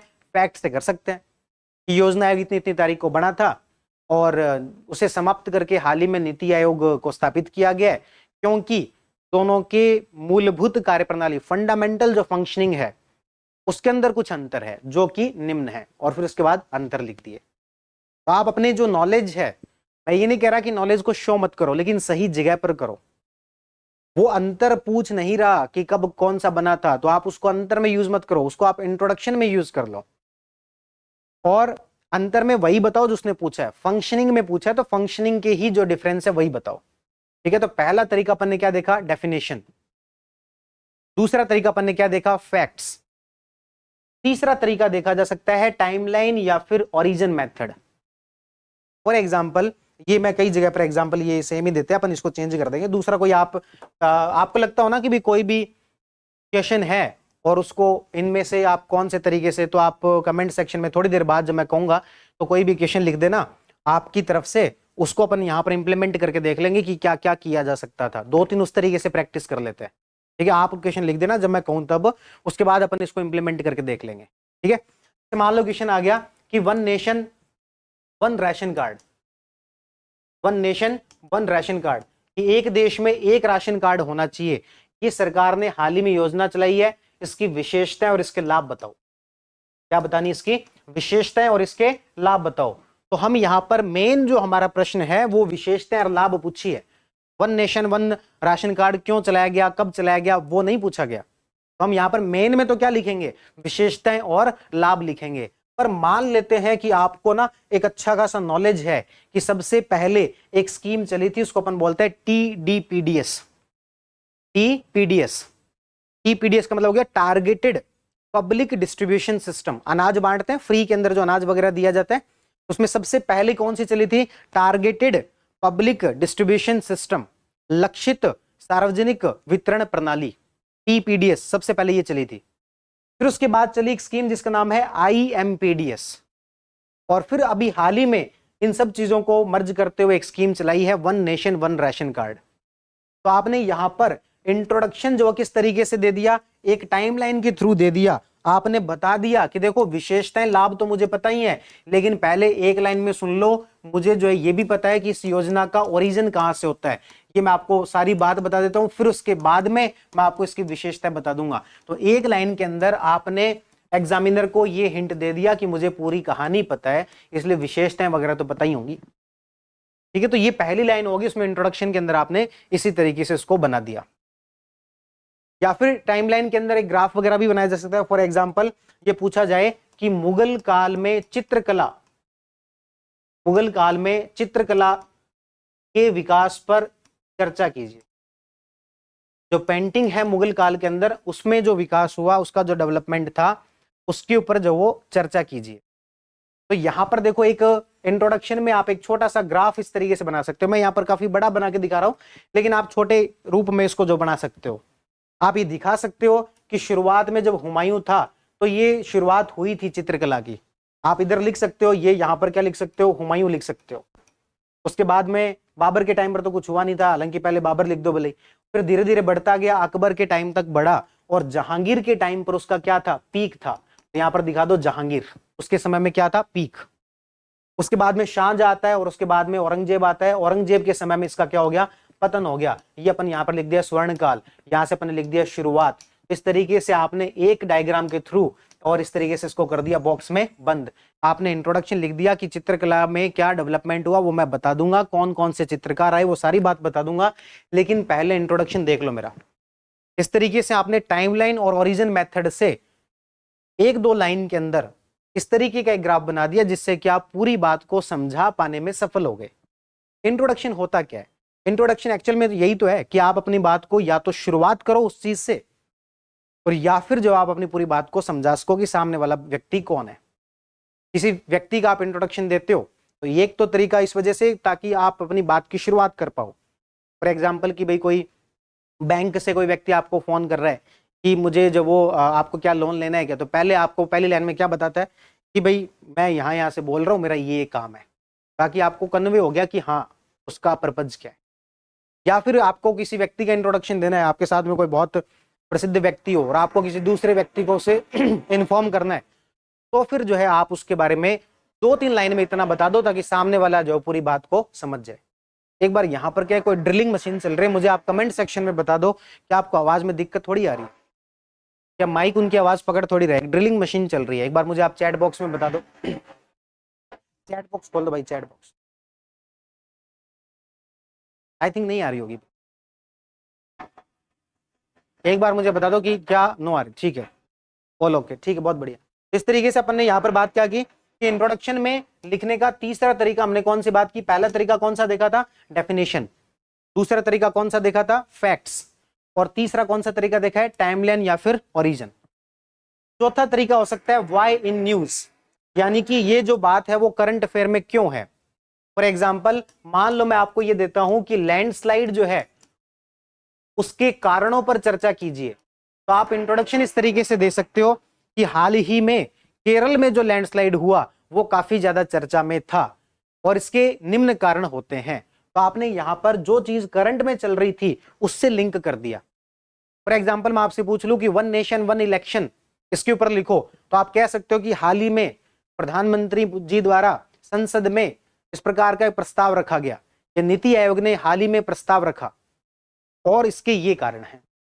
कहने का मतलब जो चीज करंट में चल रही है उस बात को लिंक करते हुए, करंट अफेयर जो भी आपने पढ़ा है उस चीज से लिंक करते हुए भी शुरू किया जा सकता है।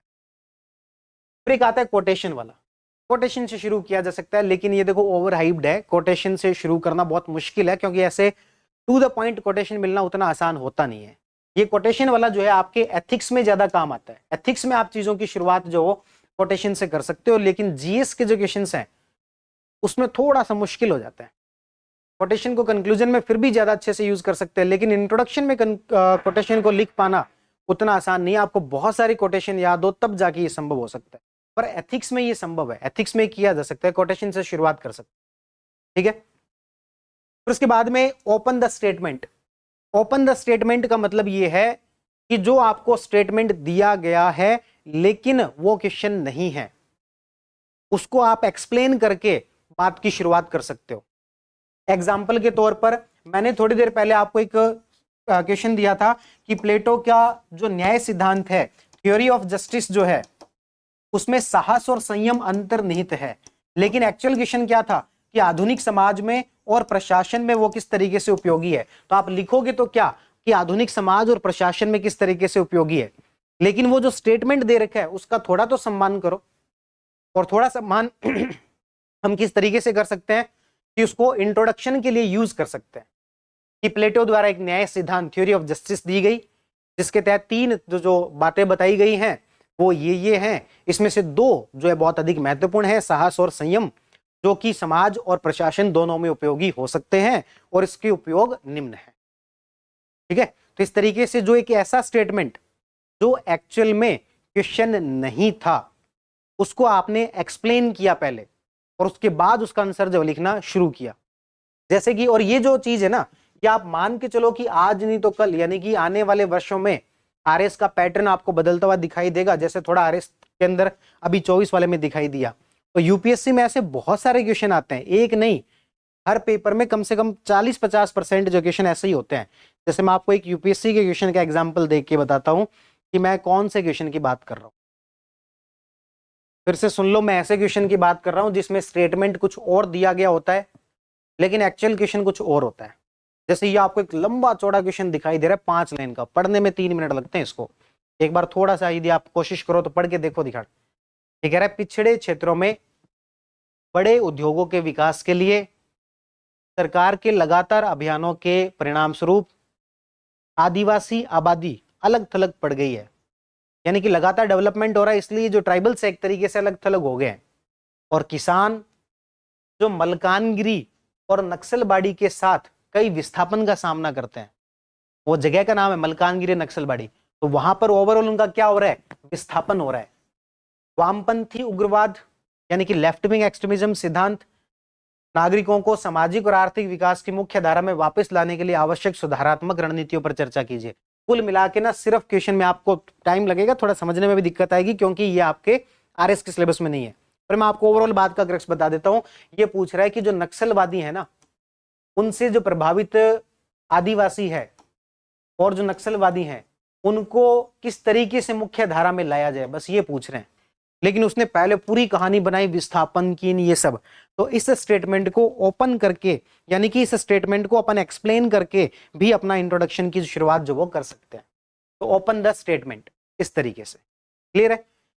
एक अपन ने क्या कहा, बेसिक इंफॉर्मेशन, कोई क्वेश्चन है उसकी बेसिक इंफॉर्मेशन। ये सेम बात अपन हैदराबाद वाले में अप्लाई करके देखा था कि हैदराबाद में रजाकार आर्मी के सामने क्या दिक्कतें आई, तो आपने इसे क्या किया, एक बेसिक इंफॉर्मेशन बता दी कि देखो हैदराबाद में ये शासक था, नवंबर 1948 में विलय हुआ, ऑपरेशन पोलो चलाया गया। तो ये आपने उसकी क्या बताई है, बेसिक इंफॉर्मेशन बताई है। ठीक है, तो इस तरीके से ये सारे तरीके हैं। फिर से देख लेते हैं। एक तरीका है डेफिनेशन, दूसरा तरीका है फैक्ट्स, तीसरा तरीका है टाइमलाइन या फिर ओरिजिन, और फिर है वाइन न्यूज, फिर है कोटेशन। तो इस तरीके से अपन जो इसकी शुरुआत कर सकते हैं। अब एक बार आप लोग जो चैट बॉक्स में कोई एक दो क्वेश्चन लिख दो जो मुझे आगे आएगा, सबसे पहले अपन उसके अकॉर्डिंग एक ट्राई करके देख लेते हैं कि इसमें कैसे इंट्रोडक्शन जो लिखा जा सकता था, और इन सारे तरीकों को यूज करके देख लेते हैं इनमें से कौन सा तो यहाँ लग सकता है, कौन सा नहीं लग सकता। जो भी आपको कोई क्वेश्चन याद आ रहा हो, आजकल में कोई भी पेपर दे, किसी भी प्रकार का कोई भी क्वेश्चन याद आ रहा है। संघवाद क्या है, इसके प्रमुख अभिलक्षणों को बताते हुए हाल ही में केंद्र राज्य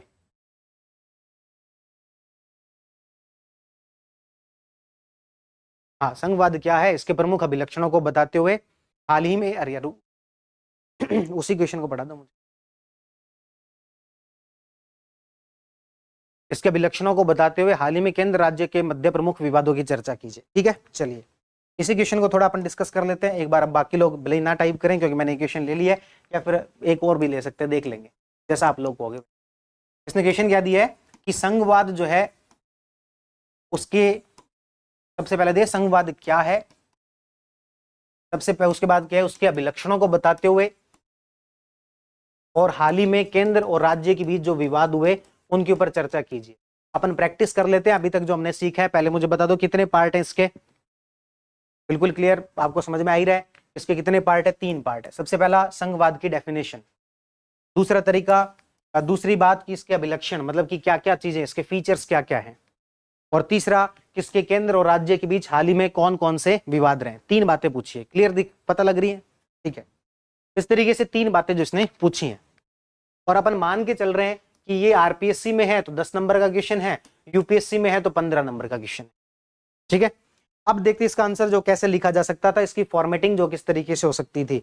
अब मुझे क्या लिखना है, सबसे पहले लिखना है इंट्रोडक्शन। इंट्रोडक्शन में मेरे पास पहला तरीका कौन सा था, डेफिनेशन था।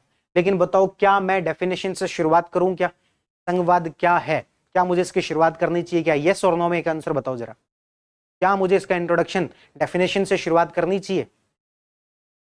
यस और नो के अंदर एक बार इसका आंसर बता दो। करनी चाहिए, संदीप कह रहे हैं करनी चाहिए, और आगे वो और बताओ, करनी चाहिए, सब लोग कह रहे हैं करनी चाहिए। ठीक है, मैं कह रहा हूं नहीं करनी चाहिए। क्यों नहीं करनी चाहिए? युवराज ने बिल्कुल सही कहा, नहीं करनी चाहिए। क्यों नहीं करनी चाहिए अभी अपन बात कर लेते हैं।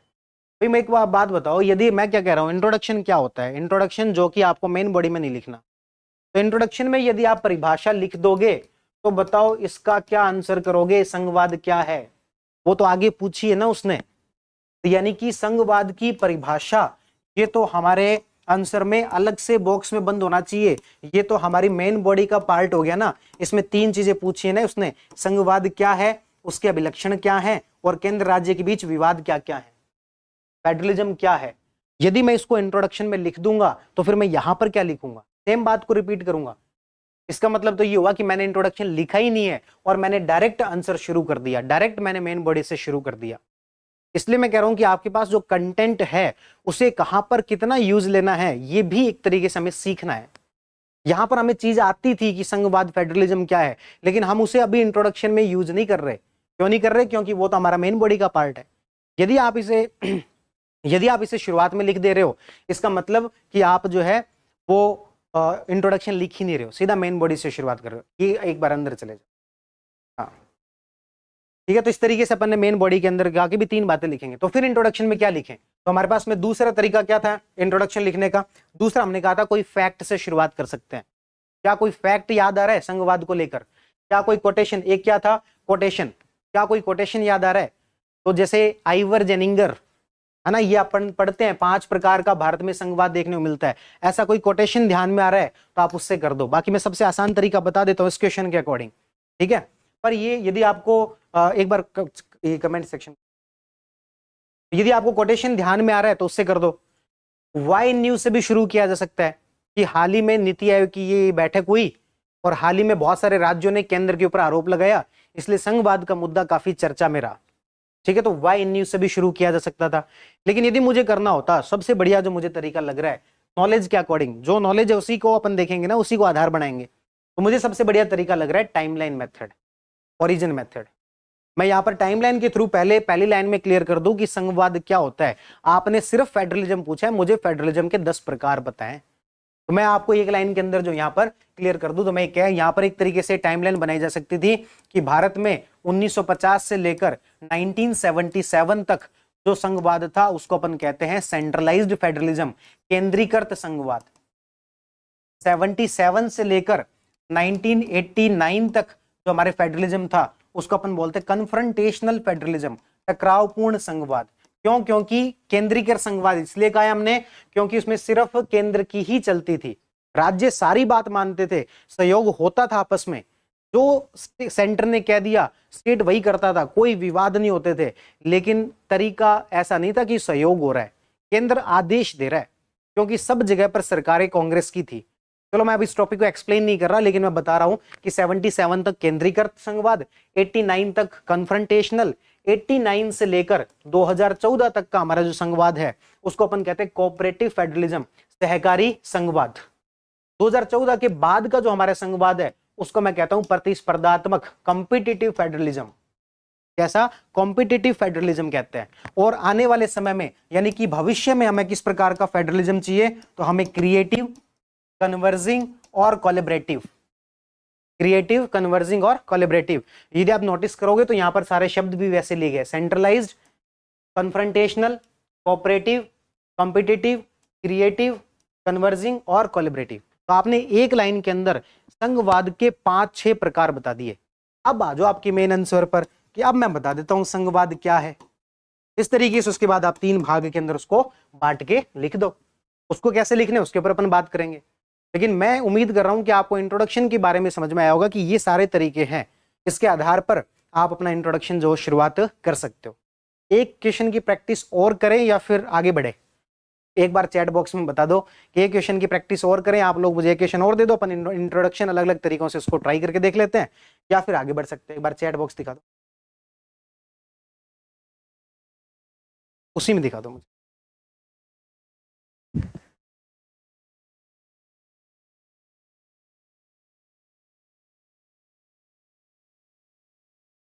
योगेश क्या? चलो ठीक है भाई, आगे बढ़ते हैं। ज्यादातर लोग कह रहे हैं कि आगे बढ़ो, ठीक है, कोई बात नहीं, अपन जो आगे बढ़ते हैं। और बाकी वो टेस्ट सीरीज होगी ना, उसमें बहुत सारे एग्जाम्पल देखेंगे, अभी तो केवल शुरुआती हुई है। तो इस तरीके से अपन ने देखा कि जो इंट्रोडक्शन है उसको इन अलग अलग तरीकों से लिखा जा सकता है, और हर क्वेश्चन के अंदर कम से कम 3-4 तरीकों से इन्हें जो इंप्लीमेंट करके देखा जा सकता है, ठीक है।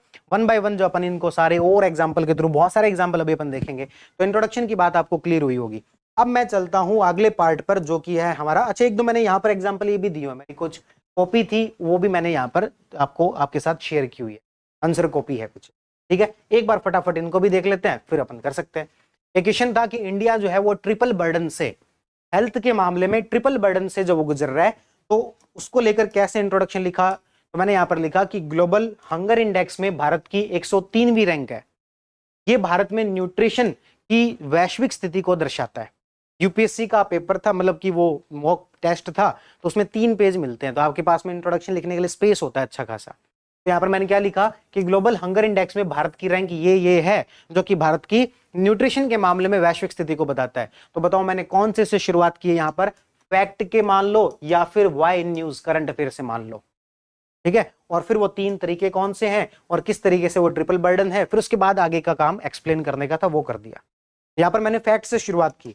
एक और एग्जाम्पल यदि अपन देखें, जैसे आपकी ये आपके आरएस में आया हुआ है, लोक नायकों और सुधारकों के उपदेश कभी भी पुराने नहीं होते, ठीक है, और आधुनिक संदर्भ में उसकी महत्ता को उजागर कीजिए। तो यहां पर कोटेशन से जो शुरुआत की जा सकती है। और देख लेते हैं, जैसे ये मैंने कोटेशन से यहां पर शुरुआत की कि डेमोक्रेटिक प्रोसीजर जो है वो भारत में जाति की वजह से, कास्ट सिस्टम जो है उसकी वजह से डेमोक्रेटिक प्रोसेस पूरी नहीं हो पा रही। तो कोटेशन से शुरू किया कि जाति भारत से कभी नहीं जाती। एक मूवी का डायलॉग है ये, जाति भारत से कभी नहीं जाती। तो एक तरीके से कोटेशन मान लो या वन लाइनर मान लो, मूवी का डायलॉग मान लो, इस तरीके से शुरुआत की। और फिर यहाँ पर डिफाइन कर दिया कि जाति एक ऐसी प्रक्रिया है जो भारत में प्राचीन काल से चली आ रही है। तो यानी कि एक तरीके से इसको थोड़ा सा डिफाइन कर दिया। तो यहाँ पर मैंने कोटेशन प्लस उसका ओरिजिन, इन दोनों चीजों को मिक्स कर दिया, ठीक है। तो इस तरीके से अपन चीजों को इंप्लीमेंट करेंगे, एक एक चीजों को अपन जो देखते हुए चलेंगे, बहुत सारे एग्जांपल्स के साथ में चीजों को देखते हुए चलेंगे।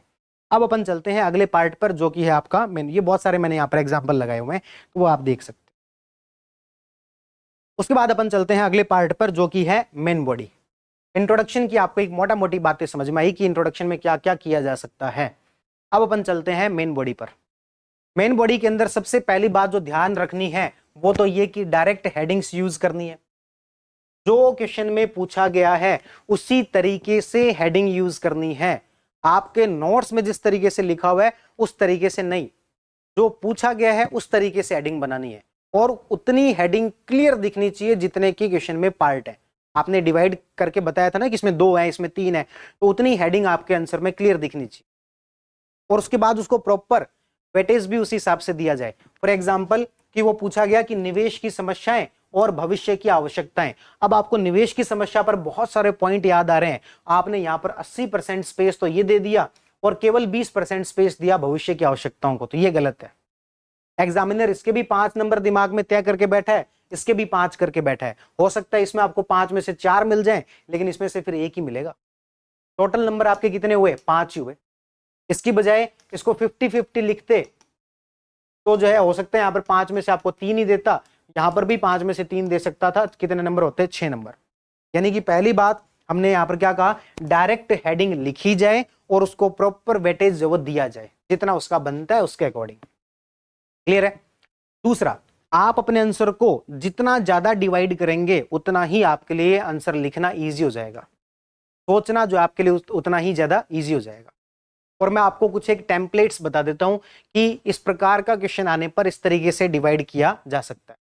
ठीक है, तो जैसे कि एक बार के लिए मैं आपको जो एग्जाम्पल क्वेश्चन जो आए हुए हैं वो एग्जाम्पल दे रहा हूं, माइंड में आप उसका आंसर सोचेंगे। मैं आपको उसके लिए टाइम दूंगा, लिखना हो रफ पेपर पर तो लिख लेना, भले ही कमेंट सेक्शन में लिखना हो कमेंट सेक्शन में लिख लेना, या फिर अपने सिर्फ माइंड में सोच लेना, है ना।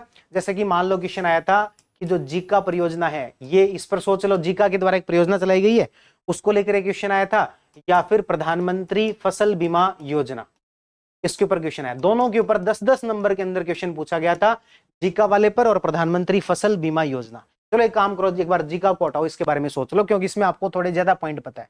प्रधानमंत्री फसल बीमा योजना, इसमें आपको किन किन भाग के अंदर इस क्वेश्चन को डिवाइड करोगे? क्वेश्चन सिंपल था, प्रधानमंत्री फसल बीमा योजना की विवेचना करो, सिंपल यही है, प्रधानमंत्री फसल बीमा योजना की विवेचना करो। तो मैं आपके लिए यहाँ पर 2 मिनट का जो वो टाइमर लगा देता हूँ, 2 मिनट का मैं यहाँ पर टाइमर लगा देता हूँ, आप सोच लो 2 मिनट के लिए, थोड़ा सा टाइम ले लो, कोई दिक्कत नहीं है। अपन कम पढ़ लेंगे आज, लेकिन जो पढ़े उसको थोड़ा सा प्रैक्टिकल वे में देखें। एक बार सोच लो, प्रधानमंत्री फसल बीमा योजना 10 नंबर में, केवल ब्रेनस्टॉर्मिंग कर लो, क्या लिखा जा सकता था, किस तरीके से हम इसे डिवाइड कर सकते थे।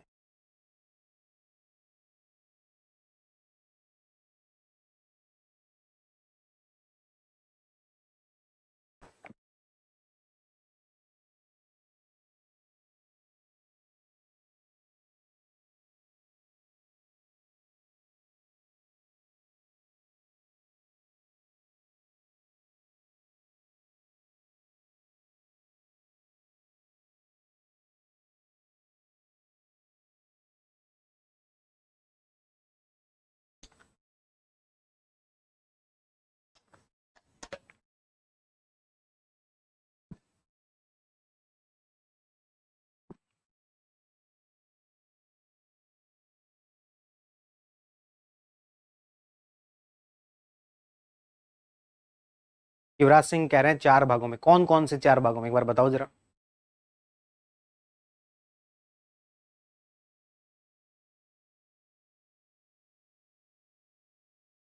इंट्रोडक्शन कंक्लूजन को तो हटा दो, है ना, वो तो अपन सिर्फ मेन बॉडी पर बात कर रहे हैं। अब इंट्रोडक्शन को एक बार हटा दो भले। एक तो starting date, objective, benefits and fact, ठीक है।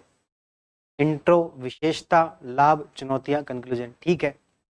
चुनौतियां, लाभ, उद्देश्य, प्रावधान, ठीक है।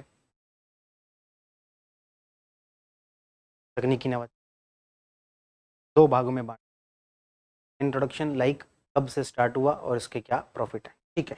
चलिए, तो आपका टाइम भी यहाँ पर खत्म हो गया। अब अपन इस देख लेते हैं कि जब भी आपके सामने कोई स्कीम आए और इसको 10 नंबर में लिखना हो, तब हमारे सामने एक बड़ा चैलेंज आ जाता है, इसको कैसे लिखें, ठीक है। तो स्कीम का आप एक टेम्पलेट ही बना लो कि जब भी कोई स्कीम आएगी उसको 4 भागों में अपन डिवाइड कर देंगे। सबसे पहले अपन कह सकते हैं इसके प्रोविजंस क्या है, या फिर जो फैक्चुअल इंफॉर्मेशन है वो। हालांकि उस फैक्चुअल इंफॉर्मेशन को तो आप इंट्रोडक्शन में भी लिख सकते हो, लेकिन एक बार मैं इसी पहले भाग में मान लेता हूँ जो नॉर्मली हमें पता होती है, ठीक है। प्रोविजंस को लेकर इसके क्या क्या प्रोविजंस जो वो लिखे जाएंगे कि 2%, 5% इतना प्रीमियम लेंगे, वो सारे जो प्रोविजंस है ये हमारा पहला भाग हो जाएगा कि हम सबसे पहले क्या लिख देंगे, उसके प्रोविजंस या फिर फैक्ट्स। लेकिन 10 नंबर का है, 1 पेज भरना है, तो 1 पेज भरना है तो क्या करें, सेकंड नंबर इसका बना दो, कोई भी स्कीम हो तो उसका बनाओ ऑब्जेक्टिव। सरकार जो वो किन किन उद्देश्यों के साथ में से शुरू कर रही है, ताकि जो भी किसान है उसकी फसल जो है वो खराब होने पर उसे पर्याप्त मुआवजा जो मिल सके, सरकार के ऊपर भी बर्डन ना आए, इस तरीके से आप ऑब्जेक्टिव, लेकिन ऑब्जेक्टिव ज्यादा मत बनाना, क्योंकि ज्यादा ऑब्जेक्टिव बना दिए तो हमारा जो तीसरा भाग है वो है हमारा लाभ, इस योजना से क्या कुछ लाभ होंगे, तो ये यहाँ पर जो वो चीजें एक तरीके से डुप्लीकेशन होगा। तो ऑब्जेक्टिव में जो सबसे इंपॉर्टेंट एक दो ऑब्जेक्टिव है सिर्फ वही लिखोगे, और फिर क्या लिखोगे, लाभ। लाभ को भी डिवाइड किया जा सकता है स्टेक होल्डर्स के अंदर, लाभ को आप यहां पर डिवाइड कर सकते हो किसके अंदर, स्टेक होल्डर्स के अंदर। स्टेक होल्डर मतलब कि जो इसमें हितधारक कौन कौन है। फॉर एग्जाम्पल, इससे किसानों को क्या लाभ होगा, इससे सरकार को क्या लाभ होगा, किसानों को उसकी फसल की जो कीमत, या फिर कंपनी भी लिख सकते, या ओवरऑल प्रशासन भी लिख सकते, इस तीन भागों के अंदर बांटा जा सकता है। ठीक है, तो स्टेक होल्डर के हिसाब से आपने बता दिया कि किसानों को यह फायदा होगा कि उनकी फसल खराब होने पर उनको ठीक टाइम पर वो चीजें मिल जाए, किसानों को यह फायदा होगा कि उनका हमारे इकोनॉमिक सिस्टम के अंदर फॉर्मलाइजेशन हो जाए, औपचारीकरण हो जाए, और वो हमारे इकोनॉमिक सिस्टम के अंदर फॉर्मल वे के अंदर जुड़ जाएं। सरकार को क्या फायदा होगा, सरकार जो खुद मुआवजा देती है, नुकसान की भरपाई करती है, उसकी बजाय अब ये काम किसके ऊपर डाल दिया जाएगा, कंपनी पर डाल दिया जाएगा। और जो सरकार का एक कॉन्सेप्ट है मिनिमम गवर्नमेंट मैक्सिमम गवर्नेंस, उसके तहत काम होगा कि सरकार उसकी एक तरीके से देख रेख कर रही है बस, बाकी नुकसान फायदा कंपनी का है, सरकार कुछ पे कर रही है पर उसका नुकसान जो वो कंपनी का। ठीक है, इस तरीके से लाभ। और फिर लास्ट में यहां पर क्या बताए जा सकते हैं, चैलेंजेस, चुनौतियां। चुनौतियां आपको ऐसे याद नहीं आ रही कि क्या क्या लिखनी है, तो उसके तरीके मैं बता दूंगा। कुछ एक कॉमन ऐसी चुनौतियां हैं जो कि आप भारत की कोई समस्या उसके अंदर लिख सकते हो। किसी में लिख दो भले ही कि भारत में डेटा नहीं है, किसी में लिख दो कि भारत में जागरूकता नहीं है, किसी में लिख दो भले ही कि भारत में गरीबी इतनी है कि सरकार जो मिनिमम प्रोविजन जो आपके प्रीमियम रख रही है वो भी शायद बहुत सारे लोग नहीं दे पाएंगे। दिक्कत यह है कि जो कंपनी है वो उतना जो ट्रांसफर करना चाहिए पैसा वो करते नहीं है, टाइम पर चीजें जो है वो एक तरीके से कहें तो जो कंपनी को मुआवजा देना चाहिए वो देते नहीं है। तो ये कुछ सामान्य समस्याएं, कोई भी स्कीम हो उसकी चुनौतियों में लिखा जा सकता है। इस तरीके से स्कीम वाले जो क्वेश्चन है उसको आप 4 भागों के अंदर इस तरीके से बांट सकते हो, या आप टेम्पलेट तैयार कर सकते हो जब 10 नंबर का हो। यदि वो 5 नंबर का है और आपको सफिशिएंट कंटेंट याद आ रहा है तो एक काम करो ना, ऑब्जेक्टिव वाला हटा दो, वैसे भी अपन ये एक तरीके से बोल बच्चे नहीं कर रहे हैं, इसको फिर क्यों लिखोगे। ठीक है, और लाभ और चुनौतियों में से भी एक हटाया जा सकता है क्योंकि 5 नंबर का है ना, 3-4 लाइनें तो आपकी प्रोविजंस में ही भर गई, उसके बाद सिर्फ लाभ और चुनौतियों के माध्यम से बता दो। या फिर इसी को यदि आपको इंट्रोडक्शन में अपन टाइमलाइन से शुरू कर सकते हैं कि ये स्कीम कब शुरू की गई थी, कब इसका विस्तार किया गया। मान लो पूछ लिया जाता चिरंजीवी स्वास्थ्य बीमा योजना, तो बताते कि पहले स्कीम का नाम ये था, फिर ये था, फिर वो इंट्रोडक्शन का पार्ट हो गया। मेन बॉडी के अंदर अपन देखें तो टेम्पलेट क्या होगा, इन 4 भागों के अंदर जैसे डिवाइड किया जा सकता है। ठीक है, मैं आपको 1-2 टेम्पलेट और बता देता हूं जो कि आप अलग अलग जगह पर यूज कर सकते हो। एक जिसे अपन कहते हैं एक अगला मैं आपको टेम्पलेट देता हूं, उससे पहले एक क्वेश्चन देता हूं, क्वेश्चन के बारे में सोचना कि भारत की जो इलेक्शन प्रोसेस है, भारत का जो इलेक्शन कमीशन है या फिर भारत की जो इलेक्शन प्रोसेस है उसमें क्या क्या चैलेंजेस हैं या फिर क्या क्या कमियां हैं, ये बता दो। भारत की जो इलेक्शन प्रोसीजर है उसमें चैलेंजेस या फिर कमियां बताओ। इस तरीके इस क्वेश्चन को किस तरीके से डिवाइड करोगे, भारत की इलेक्शन प्रोसेस में चैलेंजेस या फिर कमियां बताओ। इस क्वेश्चन को कैसे डिवाइड करोगे, मैं ज्यादा नहीं 1 मिनट का टाइमर लगा देता हूं ताकि आप कम से कम मन में सोच पाओ। मुझे पता है बहुत सारे स्टूडेंट तो ये करेंगे कि हाँ 1 मिनट बाद ही देखते हैं, अब 1 मिनट का आराम मिल गया, पर ज्यादा फायदा तब होगा जब आप इसको सोचोगे कि मैं इस क्वेश्चन को कैसे डिवाइड करूंगा, इलेक्शन प्रोसेस के अंदर क्या क्या चैलेंजेस है या फिर क्या क्या कमियां हैं।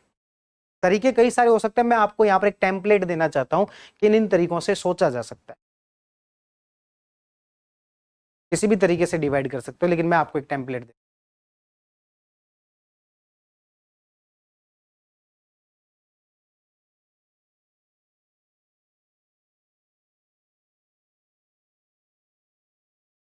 मेंस वालों के लिए तो ठीक है, जिनका प्री के लिए स्ट्रेटेजी नहीं, अरे भाई रुक जाओ यार, आपको मैंने अभी क्लास की शुरुआत में ही कहा था कि उनको अलग से क्लास में बताएं, के लिए पर्टिकुलर एक अलग क्लास होगी। जब मैं प्री वाली क्लास लेके आऊंगा तब आप पूछोगे मेंस आंसर राइटिंग कैसे करें। अब मैं बता रहा हूँ तब जो है वो 2 घंटे लगा के मैं चीज़ों को डिटेल में बता रहा हूँ, आपसे प्रैक्टिस भी करवा रहा हूँ, तब आपको अच्छा मुझे लगा ये क्या हो गया। ठीक है। तो इस तरीके से देखो इलेक्शन प्रोसेस में क्या चैलेंजेस है, क्या कमियां हैं, तो एक तरीका हो सकता है कि हम इसे स्टेक होल्डर के हिसाब से डिवाइड कर दें। किसके हिसाब से डिवाइड कर दें? स्टेक होल्डर के हिसाब से डिवाइड कर दें कि सरकार की तरफ से क्या दिक्कतें हैं, प्रशासन की तरफ से क्या दिक्कतें हैं, कैंडिडेट को क्या क्या प्रॉब्लम जो आती हैं। ठीक है, तो कैंडिडेट में डिवाइड कर दिया है ना, या फिर वोटर्स को क्या क्या दिक्कतें आती हैं, वोटर्स जागरूक नहीं है, वोट परसेंटेज हमारा कम आ रहा है, ये सारी चीजें। कैंडिडेट के लेवल पर फेयर कंपटीशन नहीं है, सरकार के लेवल पर या फिर प्रशासन के लेवल पर तो पूरा जो प्रशासनिक जो तंत्र है वो तो ये चुनाव करवाने में लग जाता है। तो यानी कि आपका जो दूसरा जो टेम्पलेट है उसको अपन क्या कह सकते हैं? Stakeholder approach. बहुत सारे क्वेश्चन में जो डिवाइड करना है, एक तो आप रैंडम आंसर को लिखना शुरू करो इलेक्शन प्रोसेस में, ये कमियां ये कमियां, उससे ना तो आप उतने पॉइंट सोच पाओगे, ना ही वो इतना आंसर इफेक्टिव लगेगा। बढ़िया तरीका क्या हो कि आप उसको अलग अलग स्टेक होल्डर में, कि इस पूरी प्रोसेस के अंदर कौन कौन हितधारक कौन कौन है। ठीक है, तो इस तरीके से डिवाइड किया जा सकता है। सरकार के लेवल पर ये दिक्कतें हैं, कैंडिडेट को ये सब दिक्कतें आती हैं, वोटर्स को ये दिक्कतें आती हैं, प्रशासन को ये दिक्कतें आती हैं, और इलेक्शन कमीशन ऑफ इंडिया को ये दिक्कतें आती है। इस तरीके से इलेक्शन कमीशन ऑफ इंडिया के लेवल पर ये प्रॉब्लम्स है। तो जो दूसरी अप्रोच हमने देखी उसको अपन क्या किस नाम से जान रहे हैं? स्टेक होल्डर अप्रोच से नाम से जान। पहली जो देखी वो कौन सी थी? स्कीम की, जिसमें स्कीम को अपन ने क्लियर 4 भागों में डिवाइड कर लिया। यहां पर मैं आपको क्लियर कोई भाग नहीं बता रहा, लेकिन ये कह रहा हूं कि किसी भी प्रोसेस में आपसे जब कमियां पूछी जाए तो आप इसमें देखो इस पूरी प्रोसेस में स्टेक होल्डर कौन कौन है और किस लेवल पर, सबके अलग अलग लेवल पर क्या क्या कमियां जो रहती है। इस तरीके से सोचा जाएगा तो आपको ज्यादा पॉइंट ध्यान में आएंगे और सिस्टमेटिक तरीके से जो आप लिख पाओगे। एक दो ऐसी बातें और बता दें, एक दो ऐसे तरीके और बता दें। तो जैसे मान लेते हैं कि आपसे पूछ लिया जाए particular election commission of India, या फिर चलो ये तो रिपीट जैसा लगेगा, ये मान लो NHRC national human right commission की कमियां बताओ। नेशनल ह्यूमन राइट कमीशन के समक्ष क्या क्या चुनौतियां हैं, नेशनल ह्यूमन राइट कमीशन के समक्ष क्या क्या चुनौतियां हैं। एक बार के लिए, ज्यादा नहीं 30 सेकंड के लिए सोच लो, या फिर 1 मिनट का लगा देता हूं, आप जो सोच। नेशनल ह्यूमन राइट कमीशन के समक्ष क्या क्या चुनौतियां हैं।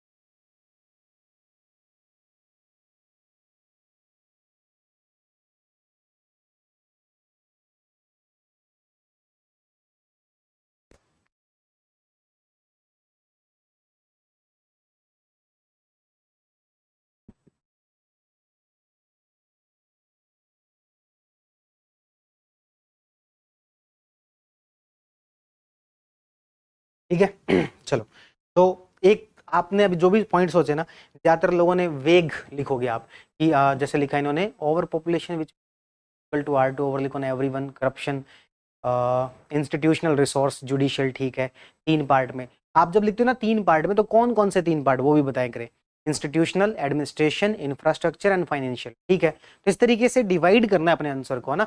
तो जैसे मान लो कोई भी ऑर्गेनाइजेशन हो, अभी मैं जो आपको टेम्पलेट बता रहा हूँ ना, वो किसी भी ऑर्गेनाइजेशन वाला क्वेश्चन आता है कि इसके चैलेंजेस बताओ, उन सबके अंदर जो वो लग सकता है। ठीक है, तो उसमें बता सकते हो एक तो अपॉइंटमेंट को लेकर, कि कुछ जगह पर अपॉइंटमेंट को लेकर दिक्कत है। For example election commission of India वाला आता तो इलेक्शन कमिश्नर जो है, चीफ इलेक्शन कमिश्नर, उसकी अपॉइंटमेंट को लेकर दिक्कत। ठीक है, तो कहीं पर वैकेंसी ज्यादा होगी, कहीं पर अपॉइंटमेंट को लेकर, जैसे NHRC है, तो NHRC में कुछ समय पहले तक एक दिक्कत थी। दिक्कत ये थी कि इसमें केवल सुप्रीम कोर्ट का पूर्व चीफ जस्टिस ऑफ इंडिया हो सकता था, इसलिए सरकार के पास ऑप्शन बहुत कम हो जाते थे। सरकार ने समस्या का समाधान कर दिया और क्या कर दिया, सुप्रीम कोर्ट का कोई भी जो न्यायाधीश है, अब वो भी इसका अध्यक्ष हो सकता है। तो पहली जो ऑर्गेनाइजेशन में दिक्कत आती है वो है अपॉइंटमेंट, भले वो इलेक्शन कमीशन ऑफ इंडिया हो, कोई सा हो।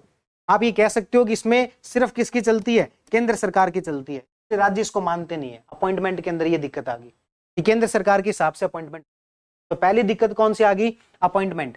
दूसरी आ गई अपन कह सकते हैं ह्यूमन रिसोर्सेज, कि इनके पास में खुद की कोई इन्वेस्टिगेशन विंग नहीं है, इनके पास में पर्याप्त इतने लोग नहीं है कि अपने काम को ठीक तरीके से कर सके। फिर उसके बाद में आप कह दोगे इनकी फंक्शनिंग को लेकर क्या प्रॉब्लम है, इनकी फंक्शनिंग के अंदर क्या प्रॉब्लम है, इन्हें पर्याप्त शक्तियां जो उतनी दी नहीं गई है।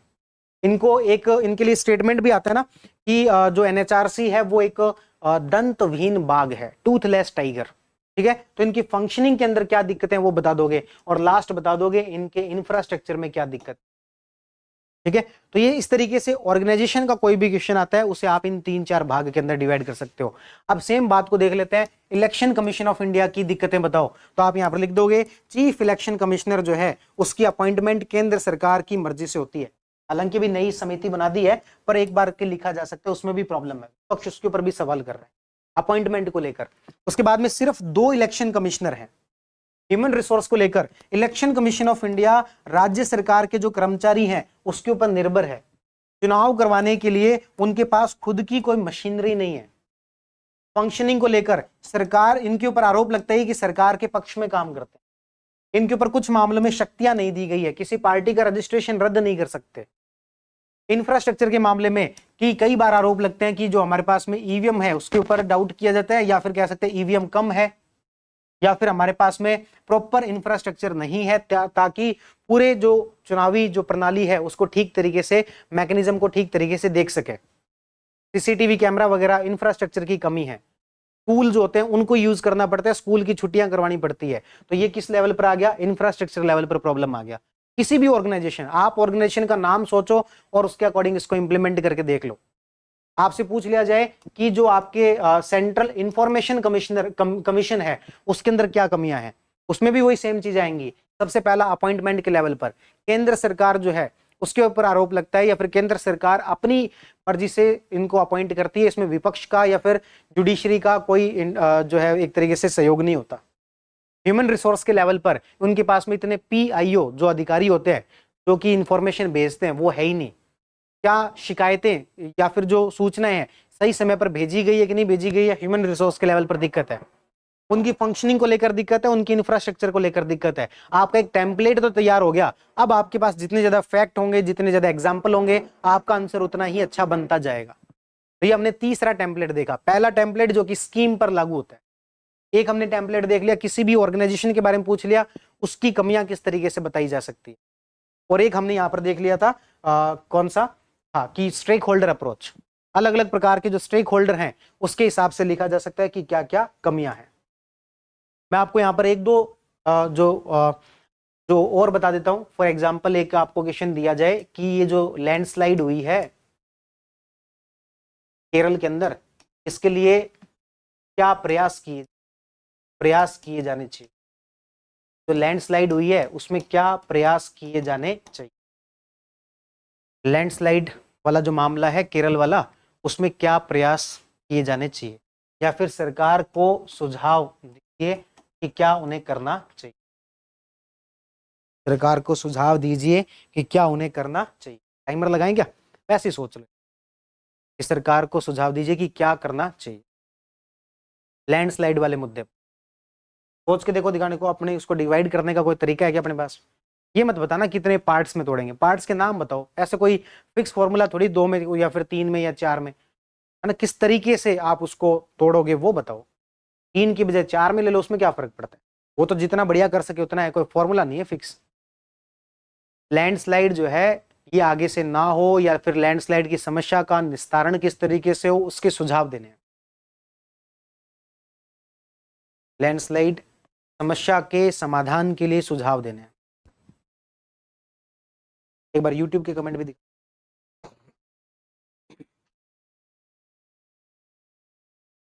संवैधानिक प्रावधान कमियां सुधार।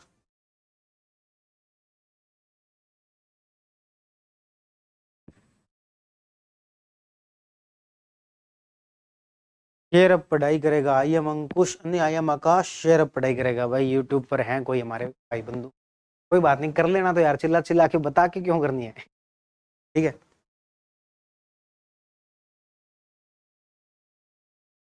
गवर्नमेंट जागरूकता सेल्फ, ठीक है, जागरूकता पंचायत, प्रायर आइडेंटिफाइड और लैंड एरिया, ठीक है।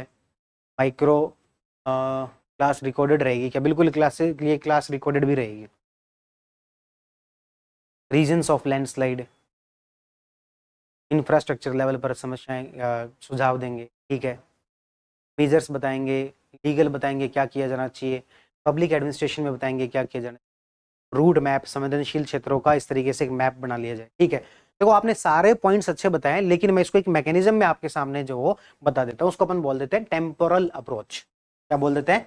टेम्पोरल अप्रोच बोल देते हैं, जिसका मतलब है एक टाइमलाइन के अंदर इसको बांट देना। फॉर एग्जांपल, लैंडस्लाइड के लिए सरकार को सुझाव देने हैं, तो आप ये कहो कि सरकार को कुछ काम ऐसे हैं जो प्री डिजास्टर यानी कि समस्या आने से पहले करने चाहिए। जो आप कह रहे हो ना मैपिंग वगैरह तैयार करनी चाहिए, तो ये मैपिंग वगैरह पहले तैयार करनी चाहिए। आप कह रहे हो ना इसके लिए कुछ लीगल प्रोविजन होने चाहिए, तो लीगल प्रोविजन प्री डिजास्टर है, समस्या शुरू होने से पहले।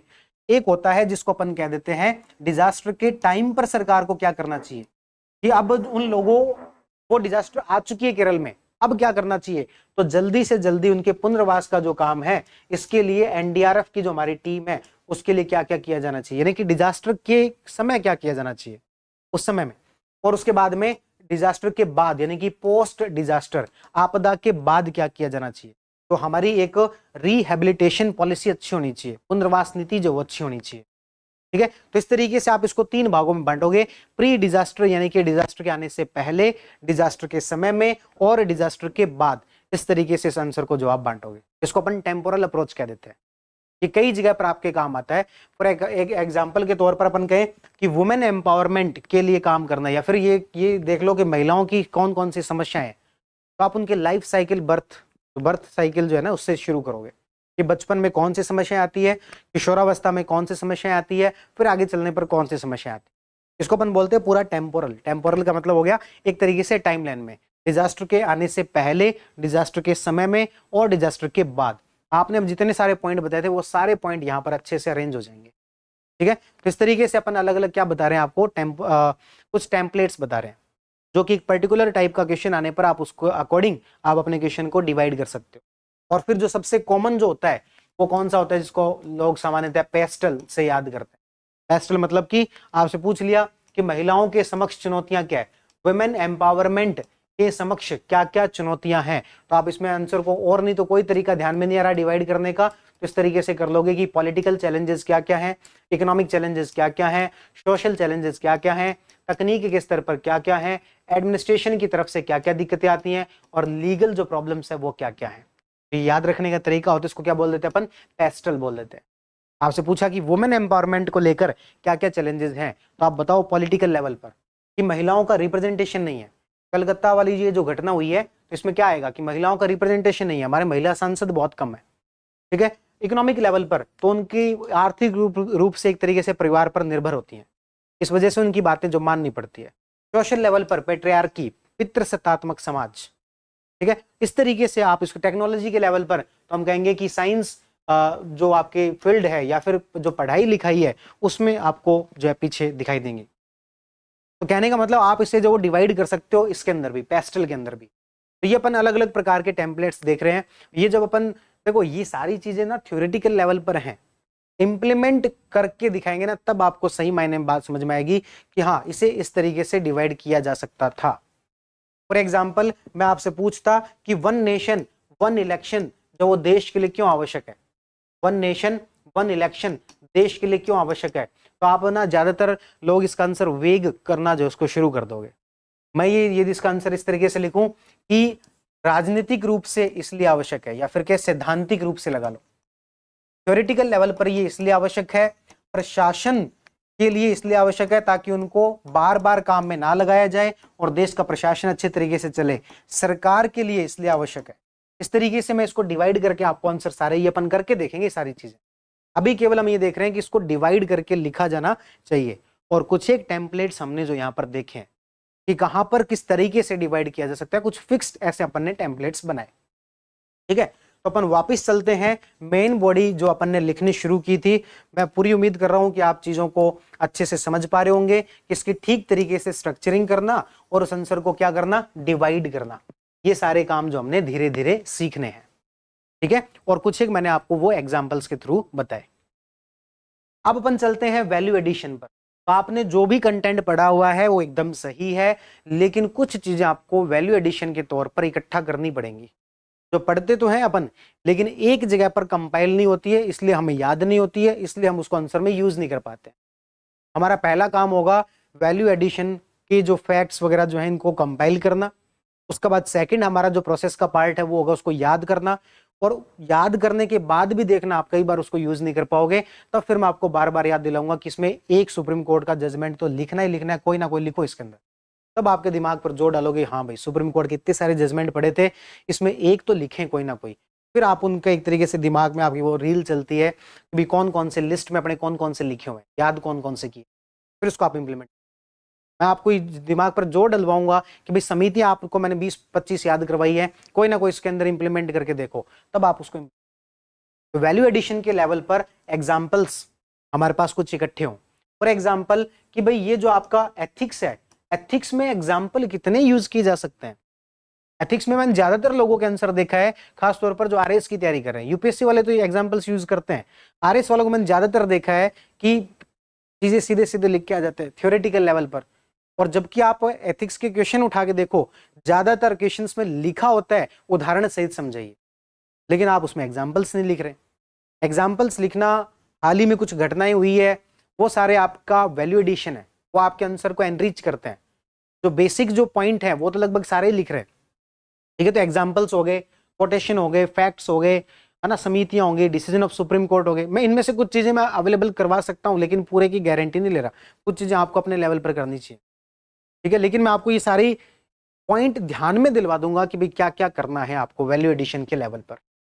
वैल्यू एडिशन के लेवल पर एनसीईआरटी और आरबीएससी को अपने नोट्स में शामिल करना वो तो है ही है, वो तो जो सब्जेक्ट मैं पढ़ाऊंगा उसके अंदर तो मैं करवा के दे दूंगा आपको, लेकिन आपको अपने लेवल पर ये सारे काम जो वो करने हैं, ठीक है। तो वैल्यू एडिशन के नाम पर कुछ चीजें करनी है अपन ने। फिर अपन चलते हैं मेन बॉडी के अंदर, प्रेजेंटेशन का काम। प्रेजेंटेशन का काम ये मतलब क्या हुआ इसका प्रेजेंटेशन का, देखो चीजों को किस तरीके से प्रेजेंट किया जा सकता है, अपन कुछ एक तरीके देख लेते हैं, और अलग अलग जगह पर वो अलग अलग यूज के होते हैं, कौन सा कहां पर क्यों यूज किया जाता है उसका एक थोड़ा सा देख लेते हैं ओवरऑल। सबसे पहला तरीका होता है जिसको अपन बोलते हैं पैराग्राफ फॉर्मेट में। सामान्यतः जो पहले आंसर लिखे जाते थे वो किस फॉर्मेट में लिखे जाते थे, पैराग्राफ फॉर्मेट में लिखे जाते थे। इस तरीके से जो भी मतलब पूरा जो भी क्वेश्चन पूछा गया, फॉर एग्जांपल आतंकवाद की समस्याएं क्या है, तो आतंकवाद को एक पैराग्राफ के फॉर्मेट में लिखना शुरू कर दिया। तो ये पैराग्राफ फॉर्मेट होता है। ये जहां पर डेफिनेशन पूछी गई है वहां पर लिखा जा सकता है, जहां पर बहुत सारे फैक्ट्स को इकट्ठा करके आपको एक स्टेटमेंट बनाना है वहां पर लिखा जा सकता है, लेकिन कोई बहुत ज्यादा इसको यूज नहीं करना चाहिए, क्योंकि ये आउटडेटेड तरीका हो चुका है। आउटडेटेड तरीका होने से नुकसान क्या हुआ, नुकसान देखो पैराग्राफ का ये है कि आपका उस पॉइंट को लेकर उतना ध्यान आकर्षित नहीं होता। फॉर एग्जाम्पल कि मैं इसी पूरी बात को जो मैंने बोर्ड पर लिखा हुआ है, इसी जो कि मैंने अलग अलग पॉइंट में डिवाइड कर रखा है, यदि मैं इसको पूरा ऐसे लिख के दे देता पैराग्राफ में कि सबसे पहले हम डायरेक्ट हेडिंग पर बात करेंगे, फिर हम जो है आंसर को डिवाइड करने पर बात करेंगे, फिर हम वैल्यू एडिशन में जिसमें कि निम्न बातें बात करेंगे, एग्जांपल्स, कोटेशन, फैक्ट्स, डिसीजन और समितियां, इसके बाद हम प्रेजेंटेशन, तो ये आपका मतलब नहीं बनता, उतना अटेंशन नहीं आता चीजों को। लेकिन मैंने इस तरीके से अरेंज कर दिया, अब आपका इसके ऊपर अटेंशन ज्यादा आ रहा है, ठीक है। तो यानी कि पैराग्राफ जो है वो उतना बढ़िया नहीं है, एग्जामिनर पैराग्राफ को पढ़ेगा इसकी संभावनाएं बहुत कम है, इसलिए पैराग्राफ फॉर्मेट उतना अच्छा आज के समय में नहीं रह गया। तो फिर कौन सा फॉर्मेट रह गया है, एक फॉर्मेट है जिसको अपन कहते हैं पॉइंट फॉर्मेट में लिखना, बुलेट पॉइंट्स के अंदर डायरेक्ट जो इस तरीके से बता देना कि भाई योग के लाभ पूछ लिए तो योग के लाभ ये हैं, आपने पॉइंट फॉर्मेट में बता दिया। अब इस पॉइंट फॉर्मेट को अलग अलग तरीकों से सजावट भी कर सकते हो, इस तरीके से लिखा जा सकता है, इस तरीके से लिखा जा सकता है, ये सब सजावटी काम है, ये बाद की बात है, लेकिन पॉइंट फॉर्मेट में हमारा आंसर आए इस बात की हमें ज्यादा से ज्यादा में कोशिश करनी है। ऐसा नहीं कि परिभाषा पूछे परिभाषा पॉइंट में लिख रहे हो, परिभाषा तो पूरा पैराग्राफ फॉर्मेट में होगी ना, लेकिन अधिकतर हमारा जो आंसर का भाग है वो पॉइंट फॉर्मेट में हो। इस पॉइंट के साथ एक चीज को और मिला दें कि पॉइंट प्लस अलग अलग भागों में डिवाइड करना। फॉर एग्जाम्पल योग के लाभ पूछे थे, योग के पहले सामाजिक लाभ बताए और फिर इसके 3 पॉइंट, फिर इसके आर्थिक लाभ बताए, फिर इसके 3 पॉइंट, फिर कोई और लाभ बताए, फिर उसके 3 पॉइंट, इस तरीके से डिवाइड करके लिख दे, पॉइंट में लिखना प्लस उसको डिवाइड कर देना, तो आपकी प्रेजेंटेशन जो वो और इंप्रूव हो।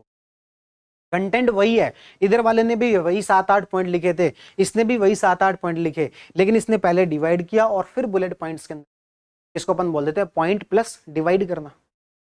उसके बाद एक तरीका होता है जो कि बहुत सारे लोग डायग्राम के नाम पर बस यूज करते रहते हैं, लेकिन वो बहुत ज्यादा इफेक्टिव नहीं। कहाँ पर इफेक्टिव वो मैं बता देता हूँ। वो ये किस तरीके का कोई भी गोला बना दिया और ये 5-7 बातें बतानी है, ये बता दो, या इस तरीके का गोला बना दिया, इस तरीके से आप बताते जाओ। ये तरीका यूज किया जा सकता है, लेकिन ये वहां पर ज्यादा यूज किया जाए जहां पर आपके जो थॉट्स हैं वो बहुत ज्यादा वेग हैं। वेग का मतलब आपको क्लियर कोई आंसर याद नहीं है, पर जैसे जैसे सोचते जाओगे वैसे वैसे शायद एक एक दो दो बातें याद आती जाए। फॉर एग्जाम्पल, हैदराबाद में रजाकार जो थे वो किस तरीके से बाधा थे। अब इसमें कोई आपने कहीं याद तो करके आए नहीं, रट के तो आए नहीं। अब इसको बनाना है, वहीं पर बनाना है। वहीं पर बनाना है तो एक तरीका क्या हो सकता था, पॉइंट फॉर्मेट में लिखना। लेकिन इसका एक नुकसान है।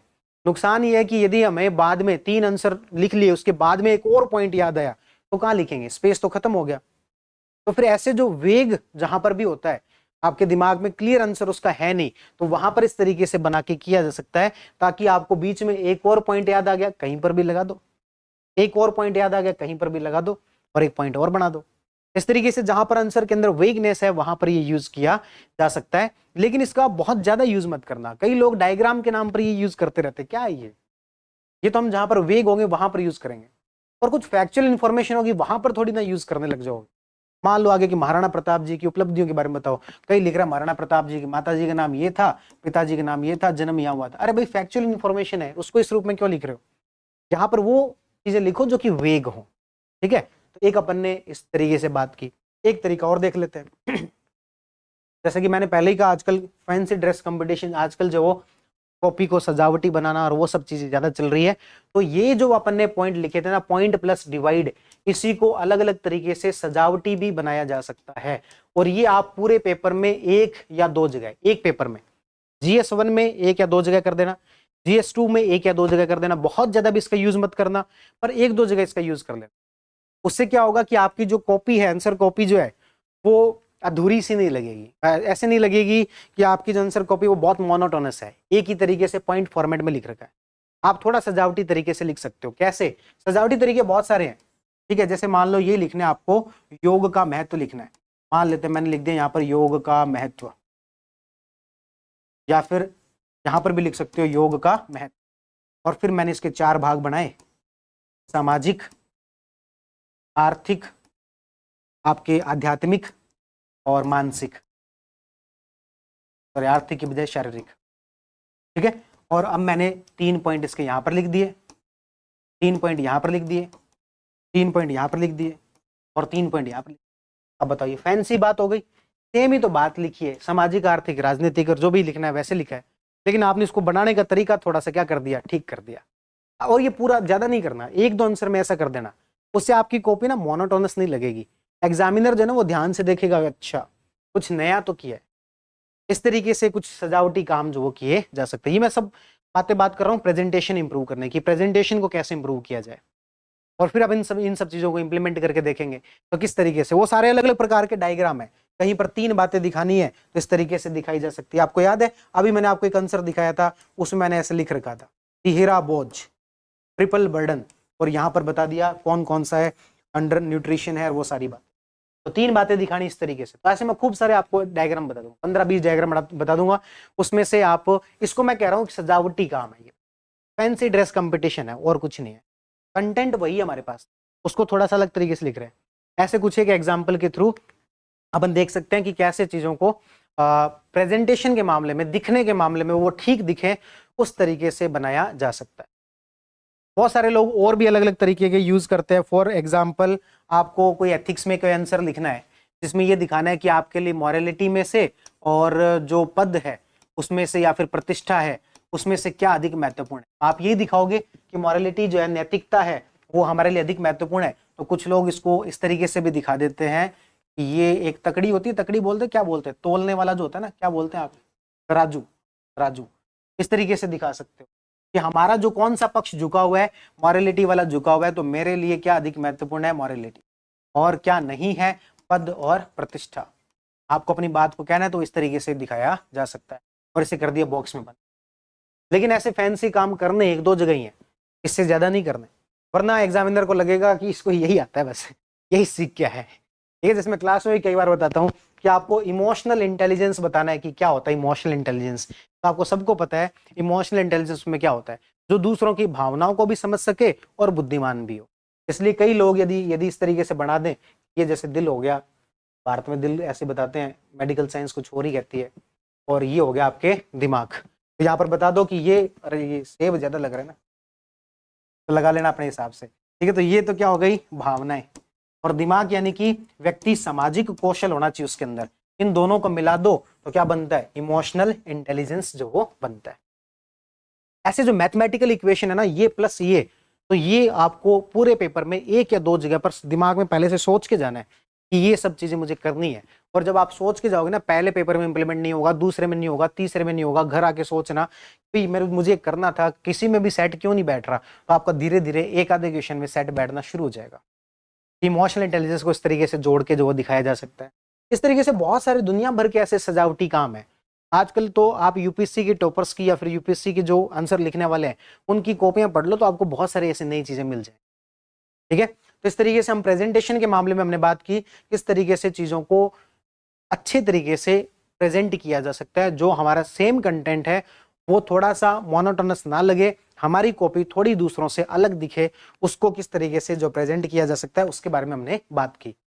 तो मेन बॉडी के मामले में हम डायरेक्ट हेडिंग वगैरह लगानी वो बात कर चुके, स्ट्रक्चरिंग की बात कर चुके, वैल्यू एडिशन की बात कर चुके, और प्रेजेंटेशन के मामले में चल रहे थे प्रेजेंटेशन किस किन तरीकों से, और भी बहुत सारे तरीके।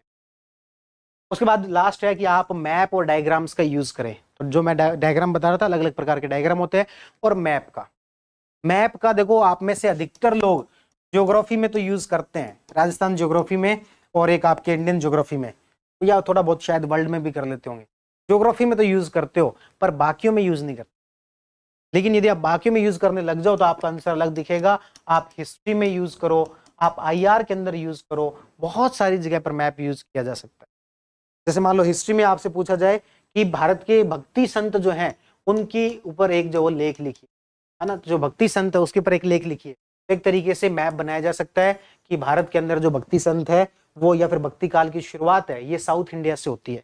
और यहाँ पर बताओ कि पंजाब के अंदर कौन थे, गुरु नानक देव जी थे, बंगाल में चैतन्य महाप्रभु थे, असम के अंदर शंकर देव थे, यहाँ से रामानुजाचार्य ने, केरल से रामानुजाचार्य ने, सॉरी शंकराचार्य जी ने शुरुआत की थी, फिर रामानुजाचार्य यहाँ पर थे, फिर महाराष्ट्र धर्म आता है ना, ये आपके विठोबा जी, ये सब यहाँ से आते हैं। और ये आपके जो भक्ति जो काल है वो साउथ से इसकी तरफ बढ़ा है, साउथ से पहले इधर गया है और फिर जो है नॉर्थ की तरफ गया है, यहाँ पर संत कबीर थे। ये एक ही आपने मैप के अंदर 10 एक भक्ति संतों के नाम लिख दिए, एग्जामिनर हो सकता है आपका बाकी आंसर पढ़े ही ना, उसको पता लग गया कि आपने ना सिर्फ नाम लिखे हैं बल्कि मैप के अंदर ये भी बता दिया उनके डायरेक्शन कहाँ से कहाँ तक थी। इस तरीके से भी बताया जा सकता है 8वीं 9वीं शताब्दी में ये यहाँ पर था, 10वीं 11वीं के अंदर यहाँ पर आ गया। इसी चीज को टाइमलाइन में भी लिखा जा सकता है कि भाई 8वीं से लेकर 10वीं या फिर 12वीं सदी तक लगा लो, ये साउथ इंडिया के अंदर ही ज्यादा सेंटर्ड था, ठीक है। और फिर यहाँ पर 3-4 एग्जाम्पल लिख, फिर आप ये भी बता सकते हो 13वीं से लेकर 15वीं जो सदी है, या फिर ये लगा लो 13वीं से 14वीं सदी है, ये दो जगह पर ज्यादा सेंटर्ड हुआ, महाराष्ट्र और एक आपके बंगाल, ठीक है। इसमें 2-2 एग्जाम्पल लिख दिए। फिर आप कहो कि 15वीं सदी के अंदर ये जो वो उत्तर भारत के अंदर बड़े पैमाने पर फैलना शुरू हो गया था। इस तरीके से आप इसको टाइमलाइन में भी बना सकते हो और इसको आप मैपिंग के थ्रू भी बना सकते हो। हिस्ट्री में भी मैप यूज किया जा सकता है। आपने करंट अफेयर के नोट्स देखे होंगे, तो करंट अफेयर्स में अपन करंट में वन लाइनर को मैप के थ्रू दिखा रहे हैं। कैसे? तो वन लाइनर को अपन इस तरीके से दिखा रहे हैं कि भाई कोई बिहार में कोई बात हुई है, 10 एक अलग अलग प्रकार के वन लाइनर उसको एक मैप में दिखा दिया। जयपुर मेट्रो के फेज दिखाने थे 1A 1B 1C, तो जयपुर का एक मैप जो बनाया और उस तरीके से उसको मैप के अंदर दिखा दिया, यहां से लेकर यहां तक 1A है। अब आपको जो बात लिखनी पड़ रही थी, जिसके लिए 5 लाइनें आपकी जा रही थी, वो आपने एक मैप के थ्रू बता दिया। आपने अपना पूरा नॉलेज उसके सामने जो वो डिलीवर कर दिया कि भाई देखो ये इतना सारी बातें पता है। अब उसको पढ़ने की आवश्यकता नहीं, आपका मैप उसे डायरेक्ट जो चीजों को दिखा रहा है।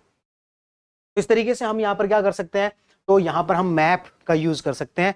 हिस्ट्री में हो सकता है, आईआर में हो सकता है, पॉलिटी में हो सकता है, इन सब के अंदर आपको मैप का यूज करके दिखाएं, ठीक है। ऐसा नहीं कह रहे कि सब क्वेश्चन में हो जाएगा, पर आपको पूरी हिस्ट्री में एक क्वेश्चन ऐसा मिल जाएगा जहां पर आप बस सीधे मौका थोड़ा सा ढूंढने की कोशिश करो, हमारे बैक ऑफ द माइंड चीजें चलती रहे कि हम ऐसा कुछ करना चाहते हैं, तो आपको एक मौका पक्का मिल जाए जहां पर मैप का यूज किया जा सकता है, पॉलिटी में भी, हिस्ट्री में भी, आईआर में भी, सब जगह पर, ठीक है। तो ये हम जो चीजों को सीखेंगे किस तरीके से किया जाए।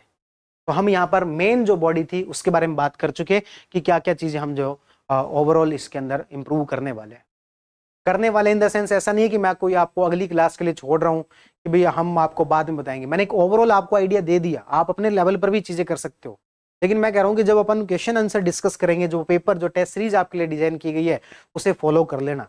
आईएएस वालों के लिए भी मैंने 13 पेपर की, दिसंबर तक आप जो अपना पूरा मेंस वाला सिलेबस कर सको उसके हिसाब से एक पेपर टेस्ट सीरीज जो डिजाइन की है उसको भी आप जो वो अच्छे से, मतलब जो आईएएस वाला देना चाहता है वो अपन अभी 1-2 दिन के अंदर क्लास लूंगा मैं, उसमें आरएस वालों के अलग लेंगे, आरएस जो पहली बार दे रहे हैं उनकी अलग क्लास लेंगे, एसआई वालों की अलग क्लास लेंगे, और जो आईएएस का देना चाहते हैं उनकी अलग क्लास लेंगे। 4 अलग अलग क्लासेस के अंदर आप लोगों की क्या स्ट्रेटेजी होनी चाहिए इसके ऊपर अपन बात करेंगे। और इनमें से जो भी टेस्ट सीरीज चल रही है मेरी तरफ से तो फ्री है ना भी, आप उसको दो नहीं दो मुझे वैसे तो कोई फर्क ही नहीं पड़ता ना, लेकिन मैं आपको उसमें से गाइड कर दूंगा, बता दूंगा कि कौन सी आपको देनी चाहिए और किस तरीके से उस टेस्ट सीरीज का यूज करना चाहिए। आपके पास जो भी टाइम है उसको किस तरीके से यूज करना चाहिए, इन सारे विषयों पर बात अपन करेंगे। आज की क्लास वैसे बहुत लंबी हो गई है, मैंने पहले ही कहा था। मेन बॉडी तक हमने बात कर ली, अब चीजें रहेगी कुछ कंक्लूजन वाली। वो अब देखो मैं भी थक गया हूँ, आप लोग भी देखते देखते थक गए होंगे, ये आपका नंबर ऑफ लाइव्स जो है ना वो बता रहे हैं। देखो पहली बात तो बहुत ज्यादा ऐसे लाइव आके, और यदि क्लास में एंगेजमेंट हो रहा है, यदि अपना 2 वे कम्युनिकेशन हो रहा है, मैं आपसे कुछ पूछ रहा हूँ आपका उसका आंसर कर रहे हो जैसे कि पार्ट्स वगैरह है, तब तो बढ़िया है। अदरवाइज तो आराम से बाद में देख लो ना 1.5 की स्पीड पे, तो अपन को ऐसे कोई रिकॉर्ड बना देंगे लाइव आके इतने लाइव एक साथ, ऐसा कोई मतलब है नहीं वैसे, ठीक है ना। तो आपका जब मन हो तब देख लिया करो, आपकी ये क्लासेस लाइव और रिकॉर्डेड दोनों रहेंगी। हाँ लाइव आओगे तो कुछ जगह पर आपको इंटरेक्शन मिलेगा, जैसे अभी मैंने लाइव पोल वाला फीचर जो आप लोगों ने देख लिया होगा शायद ऐप पर, एक बार फिर से एक बार लास्ट बार लाइव पोल वाला ट्राई करके देख ले क्या, एक बार लाइव पोल ट्राई कर लो, ऐसे ही रैंडमली लाइव पोल क्रिएट कर दो। रैंडमली कुछ लोगों को क्या है कि वो साइड में एक पॉपअप आता है ना, रैंडमली ABCD में से कुछ भी क्लिक कर दो, ABCD में से कुछ भी क्लिक कर दो, आपके सामने अब लाइव पोल 10 सेकंड बाद दिखाई देगा। उसको अपन ऑब्जेक्टिव क्वेश्चन करने में जो यूज कर लेंगे, उसमें क्या मेरे पास में एग्जैक्ट नंबर आ जाता है कितने लोगों ने किस ऑप्शन के ऊपर क्लिक किया है, उससे मुझे ये भी पता लग जाता है कि आप क्या सोच रहे हो, क्या गलती कर रहे हो सामान्य।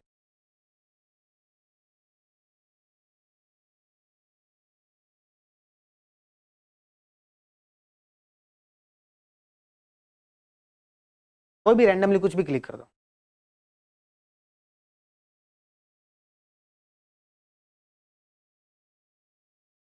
चलो ठीक है, टाइम ओवर हो गया, मतलब कि लाइव पोल का कुछ लोग उसको यूज कर पा रहे हैं, बहुत सारे लोग उसको यूज नहीं कर पा रहे, कोई बात नहीं। या फिर मैं इसके प्रॉपर ना एक ऐप के अंदर एक वीडियो बना लूंगा कहाँ पर वो पॉपअप कैसे आता है, किस तरीके से आप उसका यूज कर सकते हो, इसके मैं वीडियो बना के जो आपको शेयर कर दूंगा ऐप के ऊपर। टेलीग्राम पर हर चीज अपन ऐप के ऊपर ज्यादा चीज रखेंगे, ठीक है। तो इस तरीके से अपन ने मेंस राइटिंग के बारे में बात की, और आप लोग कमेंट सेक्शन में जरूर बता देना कैसी लगी आपकी क्लास, आज की आपको क्लास, और क्या आपको ऐसा थोड़ा कॉन्फिडेंस आ रहा है कि हम चीज़ों को सही तरीके से वो कर रहे हैं। और यदि आप पेपर के थ्रू वो जुड़ोगे और आपने यदि ज़्यादा नहीं 100 क्वेश्चन डिस्कस कर लिए ना अपने साथ, सारी की सारी चीज़ें इम्प्लीमेंट करना सीख जाओ, और आंसर राइटिंग भले ही आप कोई भी पेपर देना सब्जेक्टिव वाला, उसके अंदर सब में ही काम आएगा। मुझे इससे कोई मॉनेटरी बेनिफिट नहीं है, 1 रुपये फीस इसलिए रखी ताकि ज़्यादा लोग ज्वाइन कर पाओ।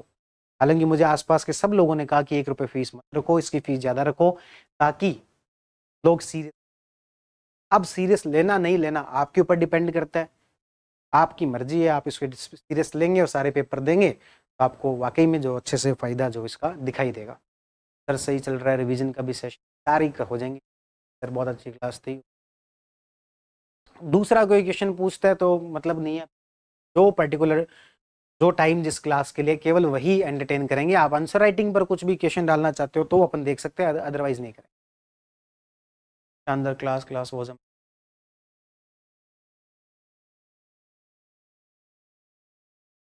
एक बार यूट्यूब पर दिखा।